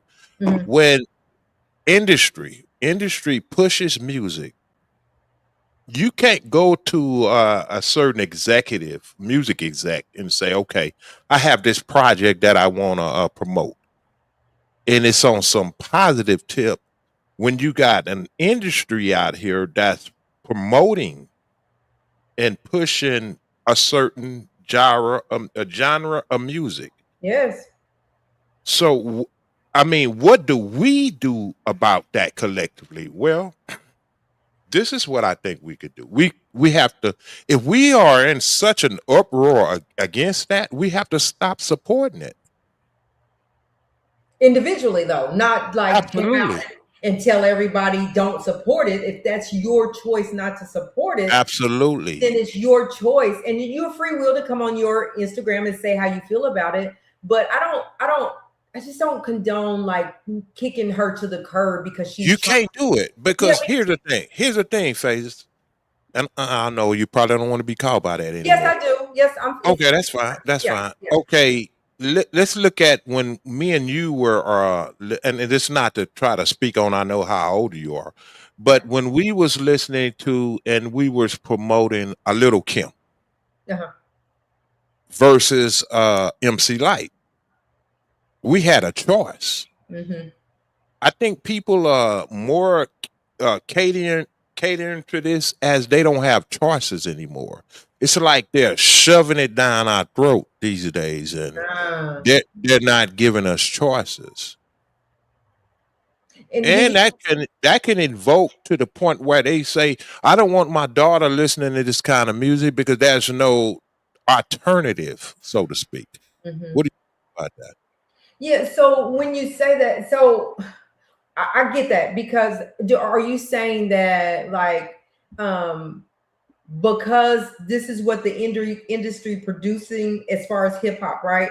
And this is what's being produced out here. And so like a Miami, she had to come and figure out real strategically, put something together that was going to be real catchy. And like Harlem said, the beat was real catchy. Now, how do I get like, and so because that's what they're creating, Miami has to get on board with that so that she can become the song of the summer. Well, you know, Young Miami is not writing these lyrics. You got producers and ghostwriters that's producing this and saying, okay, this is what's hot. We're going to promote you and we're going to market you in a certain demographic. And the demographic chooses what's hot out here. So Young Miami, you know, you get very few artists that's producing and writing their own music right now, and being that creative and have that creative. If I want to add this, they have to have the creativity to be able to come out here and speak the way they want to. And most young artists now don't have that privilege because they haven't been here long enough. I mean, if you look at it, most artists out here now are coming from poverty, and they understand that psychologically. So if we're going to promote you and push you, well, hey, this is what's selling. This is hot. You're going to be the top of the charts and et cetera, et cetera. But this is what sells. You're not going to come out here and be able to do a Queen Latifah song, you know. Yeah, that's right. What we grew up on. So I'm not against her. I don't listen to the music, so yeah, I'm not here or there with that. Yeah, I think that's where I was. Like, I don't really listen. I don't even know all the lyrics to the song. That's how much I don't listen. But I mean, if I'm scrolling, I hear, oh, you know, whatever she said, like, I'm like, oh, that's catchy, right? Right, catchy. It's not something. I'm telling you right now, I listen to R&B 1990s at 90, you know, I'm back there. But I'm not knocking Miami for grinding and getting her bag and doing what she loves to do. And this is Absolutely. what she loves to do. So I'm not knocking her. Matter of fact, I'm happy that this is what's working out for her. I would have to say that. Well, let me ask you this, because I heard another blogger speak on someone that got some awards and said this is the hottest song got. In fact, she got what was the award she got? Who? It was an artist at the BET Awards, Okay. and they was comparing them to like a Mary J. Blige and Lifetime Achievement Award. Was it And I've never heard a song from her, truth be told. who was it? But they say she's hot. That's just how much I never heard from Was her. it Tiana Taylor? She That's got exactly. And they said Okay. she got the hottest song out here. I'm like, I never heard it. Right. So let me tell you about Tiana. So I started Please. really getting into Tiana just lately. I mean, I've always known her. Okay. I've always known that she's had a beautiful voice. She's a beautiful person. She acts, she sings, she got the whole thing. She's been doing this for 20 years. And lately, this girl can sing. She on her Instagrams, she came out with a song with just recently Wale. And it was beautiful. Like the girl can sing and she can act her butt off, and she's been doing this for 20 years. Which what you're saying, JoJo, is that you haven't heard her because you haven't been listening to that genre of music. You haven't followed Tiana Taylor, right? Right, So right. you don't know that, but everybody that follows her knew her work ethic, her how many years she put in the game. And she deserved that icon award, even though maybe JoJo or other people's like, who is Tiana Taylor?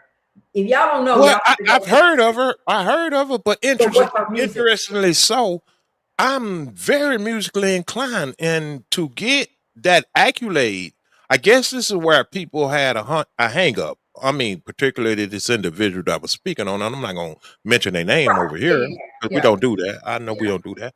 It's okay. But I'm like, okay, I find myself to be very musically inclined, and I'm like, okay, I've never heard it because it never just popped on me. So I don't know if it's a culture thing, because you said you heard her. Mm-hmm. You've been following her. Wow. Yes. I follow her tough. Yes. So you saying she's deserving of it, right? I think she's deserving of it. I think that this is just like we was talking like with Clarissa Shields, right? We know who Clarissa Shields is. She's absolutely what she does. She's that girl in her realm of thing in her career, right? But correct. She took her years to get here.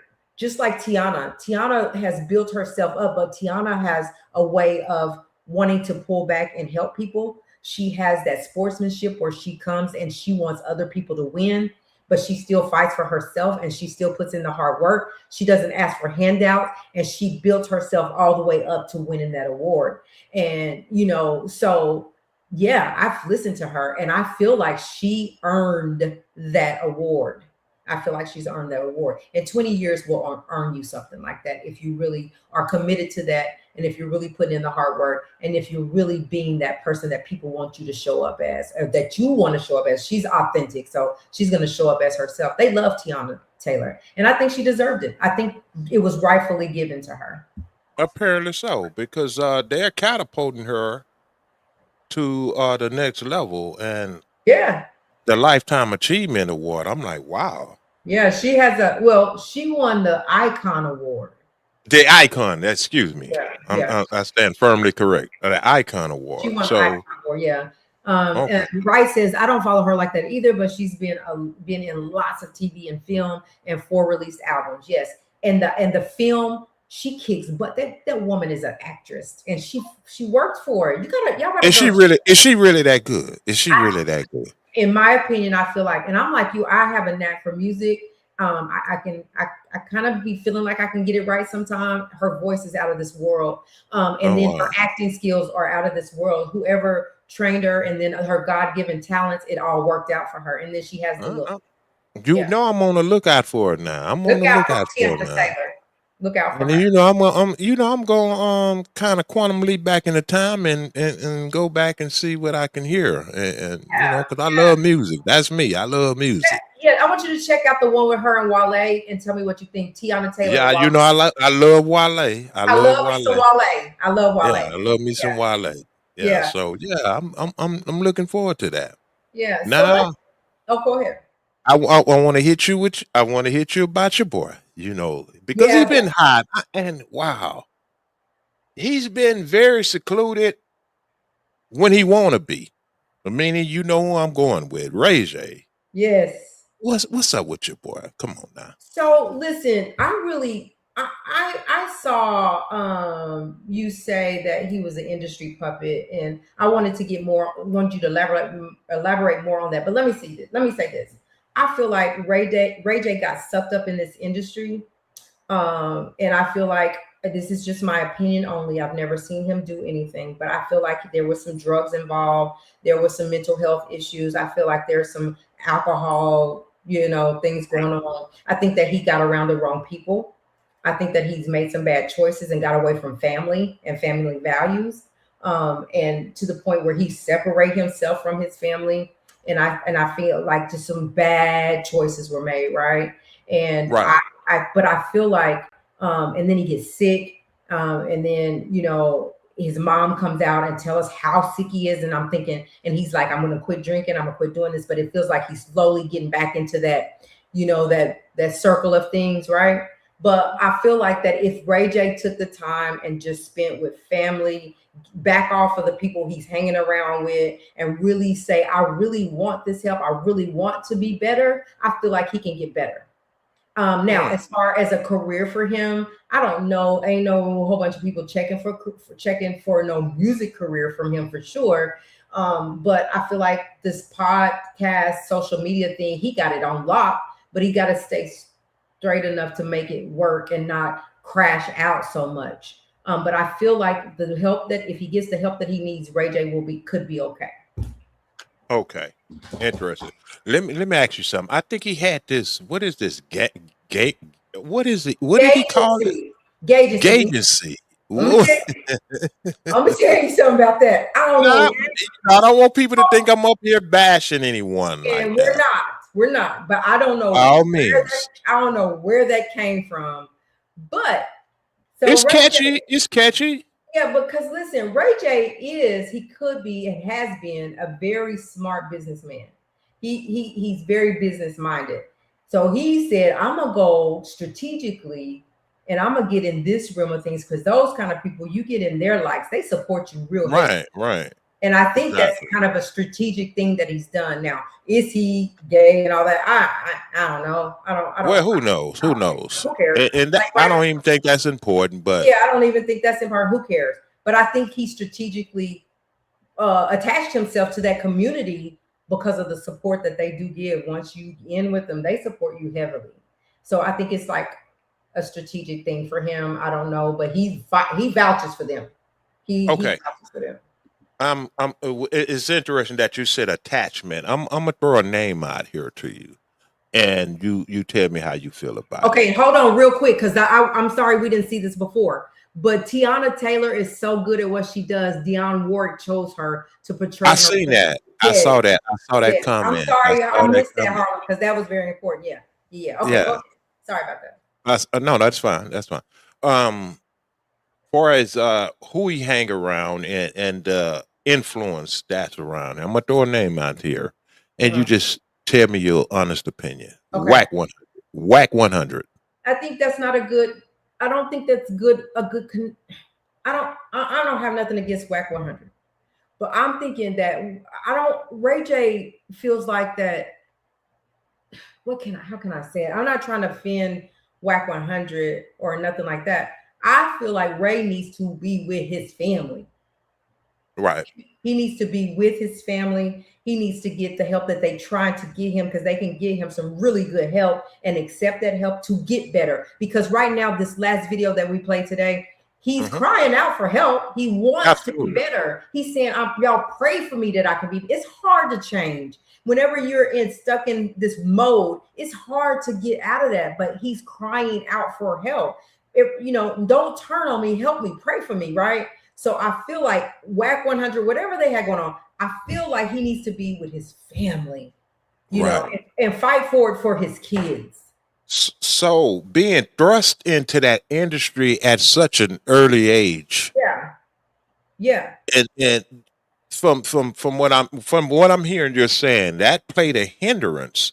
So what do we do about that? Because it seems like the industry is being predatory on young individuals like this. Because Ray J was thrown into this industry at an early age. Was, and he told Ray J also mentioned him and Brandy back, you know, some years had talked about, and she was like, Ray J, I just want to help you. I want to, you know, they was arguing. He was like, listen, you had the career, mom and dad was going with you, and I was left alone.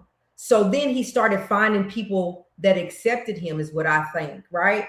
Right. He felt like they were so in tune to Brandy that what about me? Which he was with them a lot, but then he just started branching off to people that accepted him at his age and influenced him.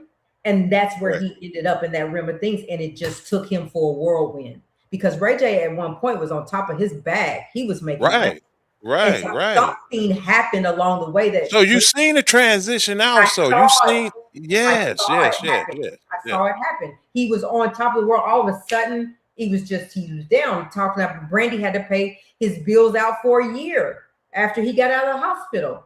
You know, so what is going on with Ray now that he can't function as a businessman? Is because I think that what I said, there are some parties that went on that he got into some stuff that is addictive. And you know, how do you, it's not easy just to walk away from that kind of stuff. Right. It was But very advantageous for him. right, but like Harlem is saying, if you want to change, you gotta want it, because people can throw the help at you at every direction. But if you don't accept the help that you're getting or want the change to come about, then it's never gonna work. So nobody can work harder than Ray to make Ray better. They can work with you, but Ray needs to work a little bit harder than everybody else it doesn't work. Okay, that's fair. So let me ask you this. How much do you put it on the industry to be compliant? Well, not so much compliant with helping him, but inducing the illness, because it's an illness It is. from what I see he has. Listen, So how much would you put that on the industry? I think that it has a lot to do for wanting to even be in the industry, that there are some things that, and I'm gonna tell you, you have to have a strong backbone to be in the industry, to be able to say yes and no's, right? What are you going to say yes to and what are you going to say no to? But if you want to try to be accepted in a certain realm of things, then you're going to be sucked up through this industry, and no telling where it leaves you. That's why you have a lot of people in the industry that are on drugs and lose their careers or lose their life to it, right? Because they are not strong enough. They want to be in the industry so bad that whatever circle they're in, whatever they're doing, that's what he's going to be doing. That's what you're going to do, right? To stay accepted, right? I feel like Ray wants to be accepted. And I don't know, maybe I'm And wrong. you know what? I think that's exactly what I see what's going on with him. He wants to be accepted because of some of the things he does. I don't think that is part of his character at all. I think, like you said, his surroundings have taken a toll and played a toll on him. Mm-hmm. I mean, come on now. At that early age, who's hanging around with Suge Knight? Yeah, right. And then also another thing, JoJo, let me say this. He was on top of his game. He was on top of the world. He was making his bag. He was able to, I mean, he had cars, he had the life, he was living the life, right? But then it all went away. And Ray J's still trying to chase that lifestyle. He's still trying to chase that lifestyle that is not there anymore because of whatever has gone on behind closed doors that we weren't able to see, but that we speculate on or that we have our opinions on. When you are used to living a certain lifestyle like that, and then it all disappears, I'm told that they continue to chase that, to try to be that again. And sometimes your time is just up in the industry, right? And you have to know to say, I got to walk away because it's destroying me even worse now, right? And I love the fact that she said, if even like he's talking about being back with Princess and his kids, she needs to make some stipulations. If I do take you back, you're getting help and you're not going back in that real in that princess don't even like the industry, right? Right. And she's been able to hold her own up because her husband couldn't do it for her because he was steady trying to be accepted by Suge Knight. He's steady trying to be accepted by this industry that don't love him, now that are mocking him because he said he was sick and going to be dead, and now it's a whole joke about it, right? That he didn't appreciate. So I mean, I feel like that's part of it too. Like he had it all, and then it just disappeared because of bad decisions or whatever else. So you're still chasing that too. So you got that on you. To piggyback on what you said, I mean, we cannot no longer, me and you ourselves cannot, and again, I'm not trying to speak on what age you, we cannot live out our 20s and 30s anymore. Nope, we can't do it. We cannot do that. And we're probably the same age. Yeah, we can't do it. And I think it's a hindrance that this industry preys on that kind of mindset that one would try to do it. And as we look at Ray J is maybe trying to live out the glory years when he felt like you said he was on top and had it all going. And there's something fundamentally unsound that he missed that he's trying to go back and regather. His phone was ringing off the thing because people wanted to do business with him at one time. He was having meetings, taking calls. He was making business moves at one time. Now people ain't really calling him to do business because of what's going on with him, right? So maybe that's it. I mean, he's trying to get that back or something. I don't know. Right. But whatever it is, he needs the professional help and he needs to accept it so he can be better. Because regardless, Brandy's not going to let him be without.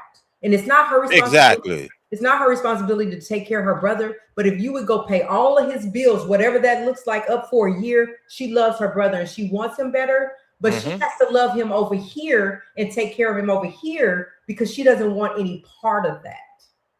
Right? You know, yeah, it's a gamut of hindrance that he has in his life. So let me ask you this, because I like the way you keep it flowing.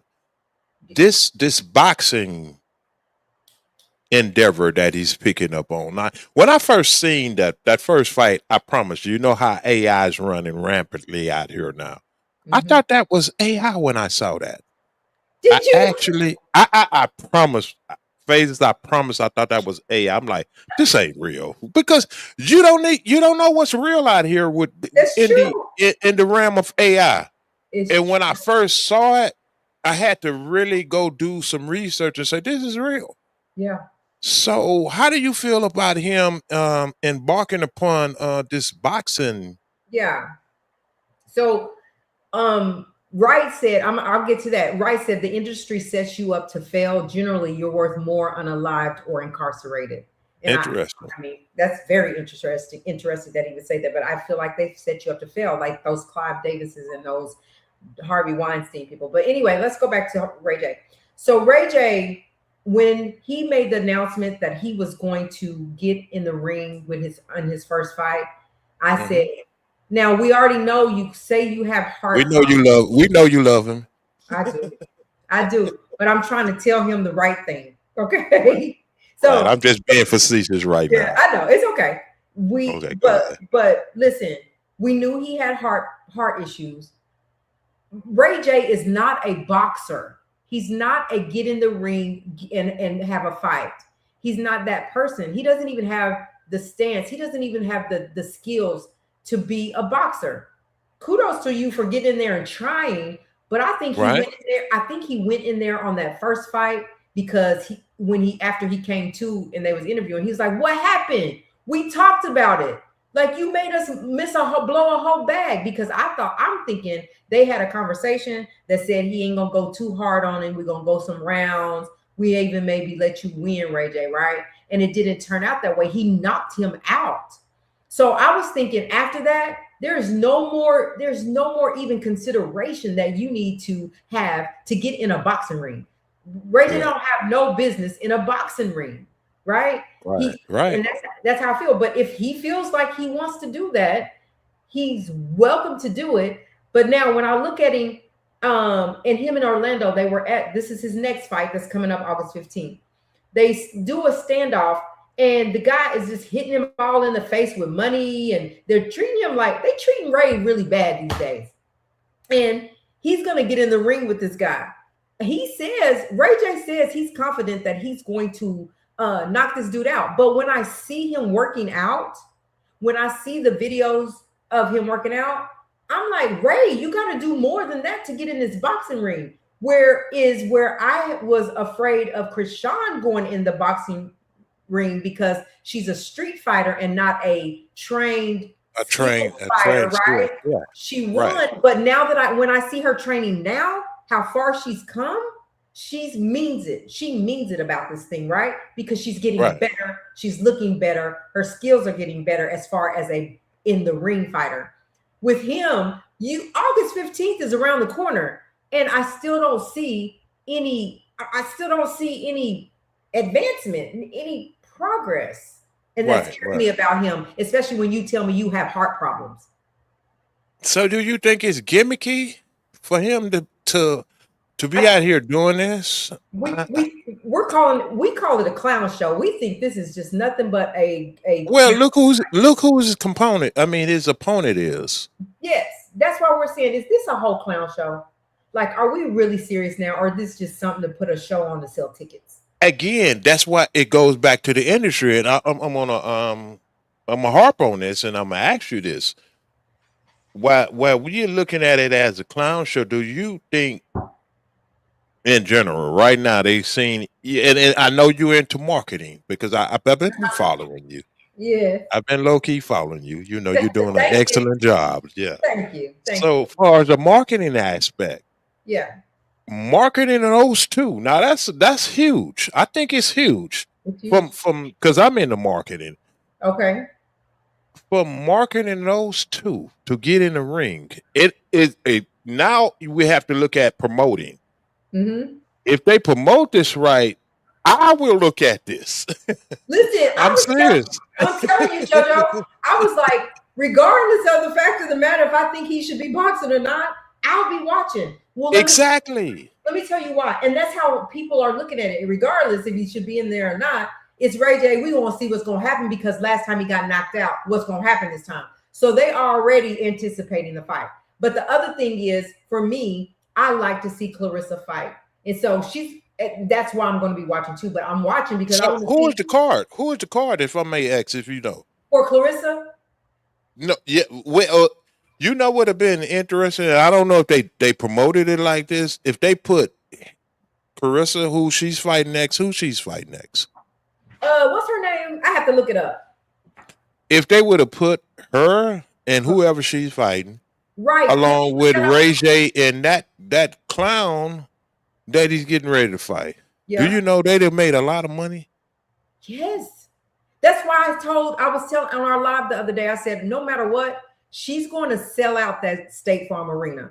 She's going to sell out the State Farm Arena because people are now curious, right? If nothing else. Her name is Kay Scott. Kay Scott. Okay. Kay Scott. I don't know who that is, but that's who it is. And then the other undercards are not just Ray J and Orlando Brown, but they got Tasiki, Krishan's sister on Baddies, off of Baddies, because the Zeus Network is a. So they're tying it all together. See, that's the marketing aspect I was speaking of. But I think that Clarissa has a deal with Zeus Network, and Baddies is on Zeus Network, which I think is why they're allowing some of them to be the undercard as well. Oh wow! First, you know what? I got to start putting my money into some of this, man. I mean, I don't know. I'm putting my money on Ray J. He gonna win. You putting your money on Ray J? The Baddies and RJ are the undercard. Yeah, he gonna win. Well, you know, against Orlando, I will, and I don't like to say this, being biased, but I mean, Orlando Brown, come on now. Yeah, I think he will. I don't know. But he has to. He can't just jump in the ring. I don't know if he just thinking this is like some hood aspect. That's what I'm saying. And he's beating him mentally. No, you know the stamina. You have to train to be able. To train to be in that boxing ring. I don't care if Right. I don't care if you're the undercard or you're the main event. You have to train to get in that ring. It's just Right. that's just point blank. That's why I was another reason I was like, ooh, Krishan. Like Krishan just used to just fight any kind of way out in the streets and on baddies. But what is she gonna look like in this boxing ring? And she won and she did okay. But this time, her next fight, I think Krishan gonna bring it because she's training. She is professionally training and sticking to the program. And Well, don't hold this against me. I never watch baddies. Me either. My daughter does. I don't watch it. I just watch Krishan. You know something about it. Because my daughter does, and then Krishan's sister is on it. So they said she's a fighter, a street, like she kicks butt.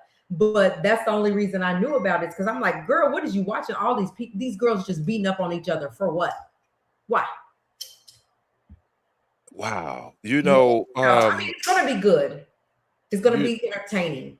First of all, you know, I want to thank you for what you do and what you bring out here. This kind of commentary that you do and have been doing need to be more prominent out here. And like I said before, I email you. But yeah, I'm full throttle on what you're doing. I love what you're doing. You got my full support. Thank you, JoJo. And yeah, I think you got something going. You got something going. I appreciate that. And we're just gonna keep going, whether it's just me hollering, right? We're gonna be here. No, you got something going. just know what I'm saying. You got something going. But yeah. Well, I appreciate that. Harlem, I hope I answered your question. You did. So, but I have one more topic. Absolutely. Go ahead. I wanted to talk about Jay-Z and Beyonce because yeah, you know, that's good. Let's go there. Yeah, let's go there because like a lot of people, for whatever reasons, whatever their reasons are, they are not they feel like Jay-Z do a lot of things against the grain when it comes to the culture. They're like, there's no support, just like the Target thing, the culture is boycotting Target, and then Jay-Z goes in and makes a deal with him for his brand. And they feel like it's kind of on purpose. Why is it that people don't like Jay-Z? And why is it people don't like Beyonce when I don't know. Why am I so on the opposite? Like, I love Jay-Z. I love his music. I love the way he raps.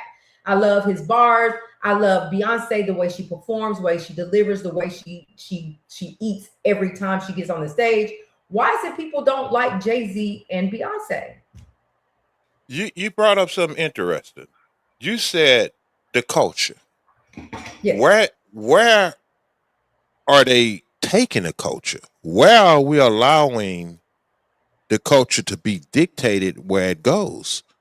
Jay-Z is the culture, whether they like it or not. And I know this Harlem don't like this. Harlem don't like this. Harlem don't like this. Because like when you said you love his bars, I think they're bringing Jay-Z out of his comfort zone. That's my honest opinion. Why? Whenever he, like his last performance? Well, not so much of that. I think they're making him cater more to what they want him to cater to. And I think he's adhering to that because I think Jay-Z was trying to move us as a culture, if we're going to speak on a culture, for whatever that means, to another level, far as business wise. If you go back and look at some of Jay-Z's last projects, he was not speaking about hoodified aspects. Now they making him go back to the look to make him more acceptable to the culture. Yeah. And normally, I'm go sorry, ahead. JoJo. No, I'm sorry. No, I'm sorry. They Go ahead. like he usually don't respond to like, You know, exactly. like what Jaguar Wright was saying about him. He wasn't saying nothing, and then he wasn't saying nothing about Nicki Minaj. You know, saying nothing about people that was putting him down. And then all of a sudden, he goes to the Roots Festival, and he come hard on all of them. You know, with his afro, right? So Right.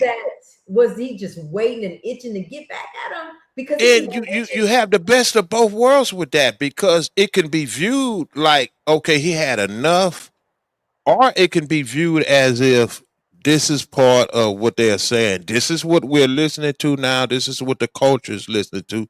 We need you as a forefront runner to come back out of here, because it's all about money. It's marketing, and it's money. Yep, you see, Wright said, "I have no idea, but it seems like the culture is filling his pockets. So whatever's going to bring Exactly. Whatever sells. whatever Sells. sells, and that's And where we he go back. understand Go ahead. exactly. And I feel from a business aspect, he understands this, because if you look at different viewership, far as who's coming out here speaking about it, this Yeah, is exactly what they want. yeah, Because yeah. the more, I mean, come on, there's no It's such thing as true. a negative press. If you look at it, if you look at it in its full totality and entirety, there's no such thing as a negative press. And who other than we can get that one that's at the catapult, the top, to come out here and reverse it? Because look, we got this uproar. We know Jay-Z is from Brooklyn. Yeah. You see how we got them talking about his afro with the Yeah. lokes and come on, that's sales, marketing. Strategically, it's Absolutely. strategy. It's strategy. Whatever is selling today, and this goes back to Miami, young Miami, they knew that if they wanted to have Miami to bounce back from all of that mess, it had to be good, but it had to be what people were going to accept and what was going on. Have you forget about this chaos that was going on prior to that she was tied into, and have people looking at her like, well, how you gonna look at her and accept her versus what we're presenting out here now? We make you totally forget about this. It makes you totally forget, and that's strategically done. Hey, that's why I say you know how this works. Yeah, because they knew Miami. Let's talk. Let's come to the boardroom. Now you know Miami. Everybody sees you and they see Diddy. Everybody sees you and they see that you did this and this for Diddy. You did that for Diddy. You was Diddy's girlfriend. Everybody know that. What are you going to do to separate yourself so that people can forget about that? And you got to do something so big that it overrides all of that right now. Right. It's and they did it. And they did it. They did it because they study the culture. They don't create the culture, they study the culture. So they know exactly what's going on. They look at what's selling. They look at what we cater to, and I'm not talking about us collectively. Yeah, right. I'm talking about you. I mean, I'm talking about us collectively. I'm not talking about us generally. Yeah, right. So they understand that from a marketing aspect. Yeah. And then they know we are short-lived on what someone has done. Right. Yes. If they promote it right. If they promote it right. Right. So that's why, that's another reason why I like your channel, because you have thought-provoking aspects on what's going on, and you deliver it in such a way that you make people think. I try. No, you just keep doing what you're doing. Yeah. Yeah. Harlem said, and this is something also she said, but wasn't he suing Jaguar Wright? What happened? He was, right? And then when he came out and did that and he mentioned Jaguar's name, I thought Jaguar was going to come out here and really go in on him. And she didn't. She said that makes you think, doesn't it? Yeah, she didn't. And Jaguar comes out and if somebody mentioned her, she goes in. She said he talked about Nikki and her family not having her son in public. She popped out, where his son at? Ooh, make you think, Harlem. That's what I'm saying. It You makes you never think. see his son. Kids are off limits. He was wrong for that after Kanye spoke on his kids. It's obvious there is an issue with the son as billionaires. With the following they have, they would not be huge for them to be huge for them to come out and support and support whatever disability it is because they have fans with children and same issue, but they hide him. Yeah, because you never see him. You never see their son. Rice said, dig back into history. No one was talking about B, but then Aaliyah got unalived, and suddenly B is the it girl. Even then, I always thought it was very strange. Oh wow, that's interesting. Yeah. And then he says Mary J on 106 after they killed unalived Aaliyah and had to catch herself. Ooh. Wow. And then, but they didn't blackball Maya. Who made that last statement? Excuse me for cutting you off. Who made the statement about Aaliyah? Harlem. So about Aaliyah. Wright said that Right Sounds said that about Aaliyah. And then Harlem came back and said that exactly Mary J and 106 Park after that. Yeah, so that was Right Sounds. He said that. Okay. Wow. And then Harlem came back also and said, but they did blackball Maya and Carrie Hilson. Yeah. And those are two talented young women. Wow. Two talented young ladies, for sure. Maya's still out here working. Wow. So you got a group of thought-provoking people over here. Yeah. Oh, Right will take you there. And Harlem will take you there. You already know Harlem. Absolutely. Wright says apparently one of those kids had a disability. I think it's his son, and the other one, the twin, ain't they twins? I felt like she did too, like kind of maybe some autism going on. I don't know. This could be a huge opportunity to talk about their struggles, but exactly like you said, they hide them like they're ashamed. Yep. They could do a campaign for, like, this is just example. I'm not saying anything that they have because I don't know, but what if it was autism? Do a whole campaign and pour funds into autism to help kids, whatever the. So why not? What's going on here? They're hiding because it brings it to you have to come to the forefront at that point, right? You have to come to the forefront on it. Wow. Well, you know what, FaZe? I wanna ask you this since I'm finally up here. Yes, finally. Wendy Williams. Woo. Do you want to save that? No, we can do this. Could be our last topic for the night. Okay. Wendy Williams. What's going on with Wendy Williams? Because I know you cover it all. So here's my thing. I'm just going to be honest about Wendy Williams. First of all, I don't feel like she should be in a conservatorship at all. I feel like Wendy has been done wrong, really wrong in her career. Now, she did have some illnesses that's going on, but I feel like she was done very bad. I feel like that not even her attorneys have been able to help her out of a conservatorship. And I want to know, where did a freaking conservatorship come from? Like, who gets to say that? When she has a whole able-bodied family members that would take care of her if they needed it. I think it's about money. I think they stole money from her. I think that because she had an alcohol problem, they turned it into something bigger than that. It was said that after her medical, that she didn't really have, it was some disease they said that she had, but that she didn't really have it.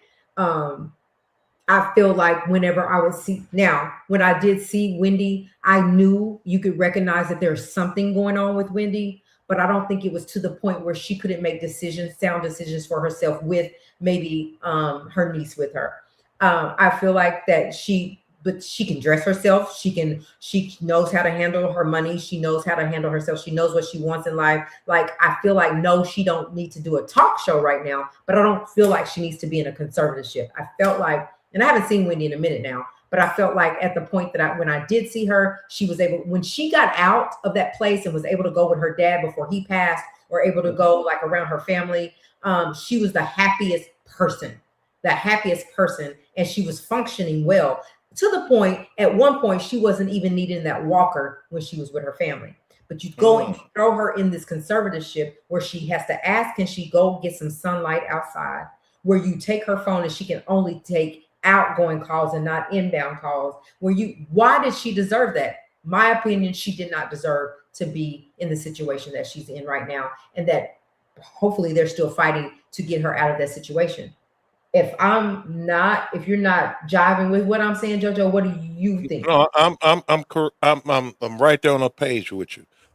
And what I'm going to do, I'm going to tie some in it to this, and I want people, your listening audience, to think about this, and maybe we can come back and correspond on it. Okay. Britney Spears.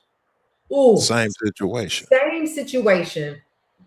Now I'm gonna tell you this. I saw Britney Spears online on her lives acting really like a person with mental health disabilities, right? Like something was going on. I didn't see that with Wendy. Okay, wait, right there. Stop. Okay. Now, when you are administering drugs, now you're getting some foreign put into your system that they have already studied and knew the adverse effect of this drug. And then you got a campaign that's already being pushed to say this individual is out of their mind, et cetera, et cetera. But have anyone looked at the study of the drug that is being administered to this individual? Right, because what I see is that what I know, kind of hear about when people have addictions, that sometimes they use another drug to help you get off of a drug, right? So Right. that has to be monitored by a doctor to ensure, because they say alcoholics cannot just come off of alcohol because it could kill them if they're not monitored by a doctor. People that are on opioids or pills of some sort that have an addiction can't just come off. It has to be through a doctor. And then there's others that if people just feel like they want to quit, they can quit and they'll be fine. So, but they administer you something else to get you off of something, or Right. it could be mental health drugs that don't jive with your body, that may work with somebody else but didn't work for her, and that just took her over the top. Like there could be a billion scenarios, but I didn't see the same action from Britney. I didn't see the same action out of Whitney that I saw Britney. Exactly. And so See, that that's another live you have. it felt like a different scenario, right? It's another live that we can get up here and Yes. speak on. Yeah. Because the molecular structure of the drug has an adverse effect on each individual. And the study of that drug, that the pharmaceutical companies Yeah. that administer these drugs. And I'm gonna leave you with this one. Okay. You remember when Kanye said they try to put me on the same thing? You remember his rant? I go pull it up and I'll pull it and send it to you. I remember. Yes, Yeah. send it to me. Send it to me. Yeah, he was I think he was sitting in his one of his drivers, his car. And he was saying, and he was coming out speaking about how they was trying to, as you said, they was trying to get what was that adjective you choose to describe when they was trying to get full control of his Conservatorship, a conservative. exactly. Uh-huh. They was trying to do that to Kanye They was West trying too. to do that to Kanye, but he pushed back. He was like, I don't need no conservatorship. They were saying that his wife was trying to put him in a conservatorship. Right. So And is he it that he came out and spoke on it and fought it? Like, I don't know, how did he not end up? Because I mean, he was doing some they was pushing for it. They was pushing. pushed for it, and he was doing some pretty wild stuff, but he never ended up. He was like, I'm not doing, like, y'all know, Kanye. People probably like, I ain't fooling with Kanye. But how did it end up that Wendy ended up in it, but Kanye didn't? Exactly. Yeah, so that's a thought. So when you talk about Britney, Wendy, and Kanye, they're all three. It feels like the same but different, right? It had some correlation with each one of them, But it's and different. it's different, and I'm glad you pointed that out because it's a conversation we can have and allow your listening audience to look at it from each vantage point. Yeah. Yeah. And I then, love that. I love that. We'll work on that for another live yeah, over this holiday. absolutely, We can do it. absolutely. But I wanted to touch on this really quick. He says Wendy was being silenced and controlled. Wasn't she going to spill on some people? Which was there was an R. Kelly story that she had. There was a P. Diddy story that she had. But this is the industry. This is the industry, right? So, like when you talk about the big executives and the people, the powers that be, they can make things happen. If they want you silenced, they can control it. They can control it. They are in control. And wow, this is big business. That's a lot of what is going on. You know what, Phase It? I think you moving forward, you can attack this thing and give provoke thoughts and give people it's not so much of being a conspiratorial aspect of it or giving a conspiratorial aspect of it. It's just giving people an option to think. Right. Just think. Yep. And balance your own thoughts. And balance your own thoughts. Once we talk about it and we really do research on it and really what we find out, then you take it and you take it for what it is. But weren't they pumping Brit with lithium? Oh my gosh. We're gonna right. And that's what we're talking about, right? It didn't I'm gonna send that video to you. I'm gonna send it to you. It didn't do her well. And then he says, Rice says,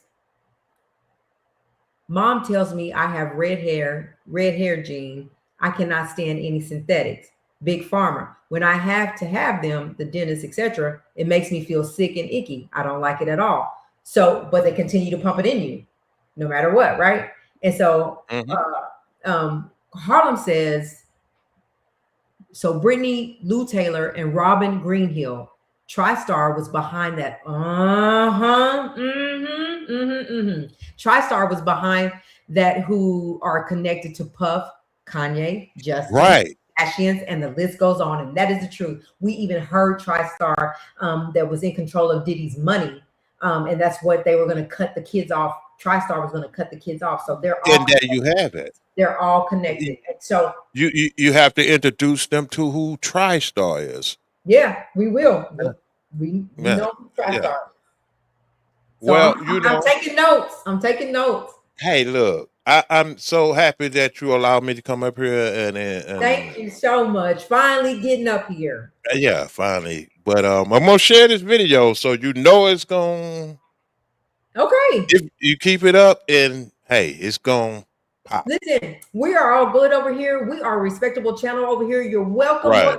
Anybody's welcome. And if you come in here disrespectful, we got a bad, powerful block game over here. We don't play that kind of stuff. Now, we always have agreed to disagree. We don't always agree. Me and Harlem don't always agree, but we are adults and we just say what our opinions are. We move on. It's nothing to be mad about. So we're not having that over here, but you're welcome to come. Absolutely. Yeah. So thank you for coming and thank you for sharing it out. Like, I appreciate it. I haven't shared it out yet, but it's coming. You said you are, so thank you. Oh yeah, most definitely. And then let me go through the chat before we go, y'all. We're getting ready to get out of here. So we got a lot to talk about. We're going to do the Wendy, Kanye, Britney thing, the TriStar thing. Robin Greenhill was at Puff's trial. She sure was there. And oh yeah, I want to put this out before you end this. Okay. I want to put out your boy Ray J at the time of death with Whitney Houston. Yeah. You thought I forgot? He swear up and down. He swear. Hey, listen, I'm gonna send you the footage. I'm gonna send you all of this. Email me. I got you. Because these are all good topics that we can talk about, and they're interesting. People want to know. Yeah, it's all connected. These people are greedy and just want money. They just want money. You see, Clive Davis passed away and left his kids $850 million to split. And they said, yeah, off the backs of all of these artists that he did wrong. Yeah, he did. He had a party and went over Whitney's dead body. See, she's that's up there, passed away. right. But you're like a daddy to her, and you're a godfather to her daughter, and you're gonna let a party go on while she's laying up there, passed away. I'm gonna send you the footage. It's a cold world. Yeah. Yeah. So listen, y'all, thank y'all so much. This was a good live tonight. I appreciate everybody that came and stopped by. I appreciate everybody in the comments. It helps me to have somebody to talk to in the comments or up here on the stage with me that keeps the conversation going. JoJo, you are welcome over here anytime. Great conversation, great thoughts. I gotta get my hair cut because I gotta click on a camera too. Get on camera then, and then invite whoever. You guys share this out. He's gonna come on camera with a fresh haircut. Yeah, I gotta do that. And we're gonna have a good time. So again, you guys. Oh, Wright said Clive was weird. Everybody said weird. Oh, we didn't get to finish NDRE. We'll do that later too. But she said about Clive Davis. She said, I've been in this industry since I was 20 years old. She said, I never said I worked directly with him. She said, but indirectly, she said they like that, they bumped heads. And she said, and it's not what somebody told her, it's her experience with him. And she said, and I told y'all were going to start hearing stories about him. You already started hearing stories and there's more. And she said, I go more into it on my stacked, whatever that is. She said, but there's a lot more to it. And she said, and that's just the truth. And she said, now there's a lot of people that come out and say things that ain't true. She said, but a lot of what you hear, that stuff is true. And I believe her. I believe her. Yep. And we're just not gonna leave it at Clive Davis. What about the brother? The brother, Andre? No. The Michael Jackson handler. Oh, yeah. I'm gonna leave it right there. And Tommy Mottola and all. Tommy Mottola. Well, not just Tommy Mottola. I'm talking about the brothers. You know. Jermaine? No. Goddamn, I'm trying to think of his name right now. That was. Damn. Oh, goddamn. Come on, help me out, Harlem. You know who I'm talking about. Quincy. Right? Yeah, we're gonna get into it. We're gonna get into it. He said Quincy Jones. He said, yeah, absolutely. We can't just leave him out of it. You remember what Tupac said about Quincy Jones, huh? Yes. Okay, we're gonna get into it. Ready to be good. This is getting ready to be good, y'all. So listen, thank you, JoJo. I enjoyed you. Absolutely. Up here. I enjoyed you too. And I enjoyed you too. Come back, and we're going to follow. We told everybody the other night to go follow your channel because I had never seen your channel. Oh man, you know what? I'm finna do, Faith. I'm finna wash my channel because listen, Harlem, take care of that. Tell us your channel. It's Keep Speaking. It's Keep Speaking as it's spelled, but it's Keep Speaking is spelled SPEK. It's spelled SPEAKN, not IN. That's why I couldn't find it. Yeah. That's why I got the icon up there. AKN, and I see it now. Okay, gotcha.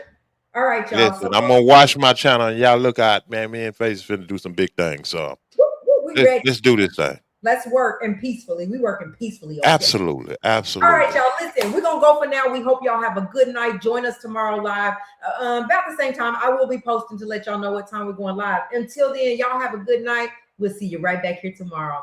Bye. Yes, indeed. Love y'all to life. Thank you. Love you to life, y'all. That was good.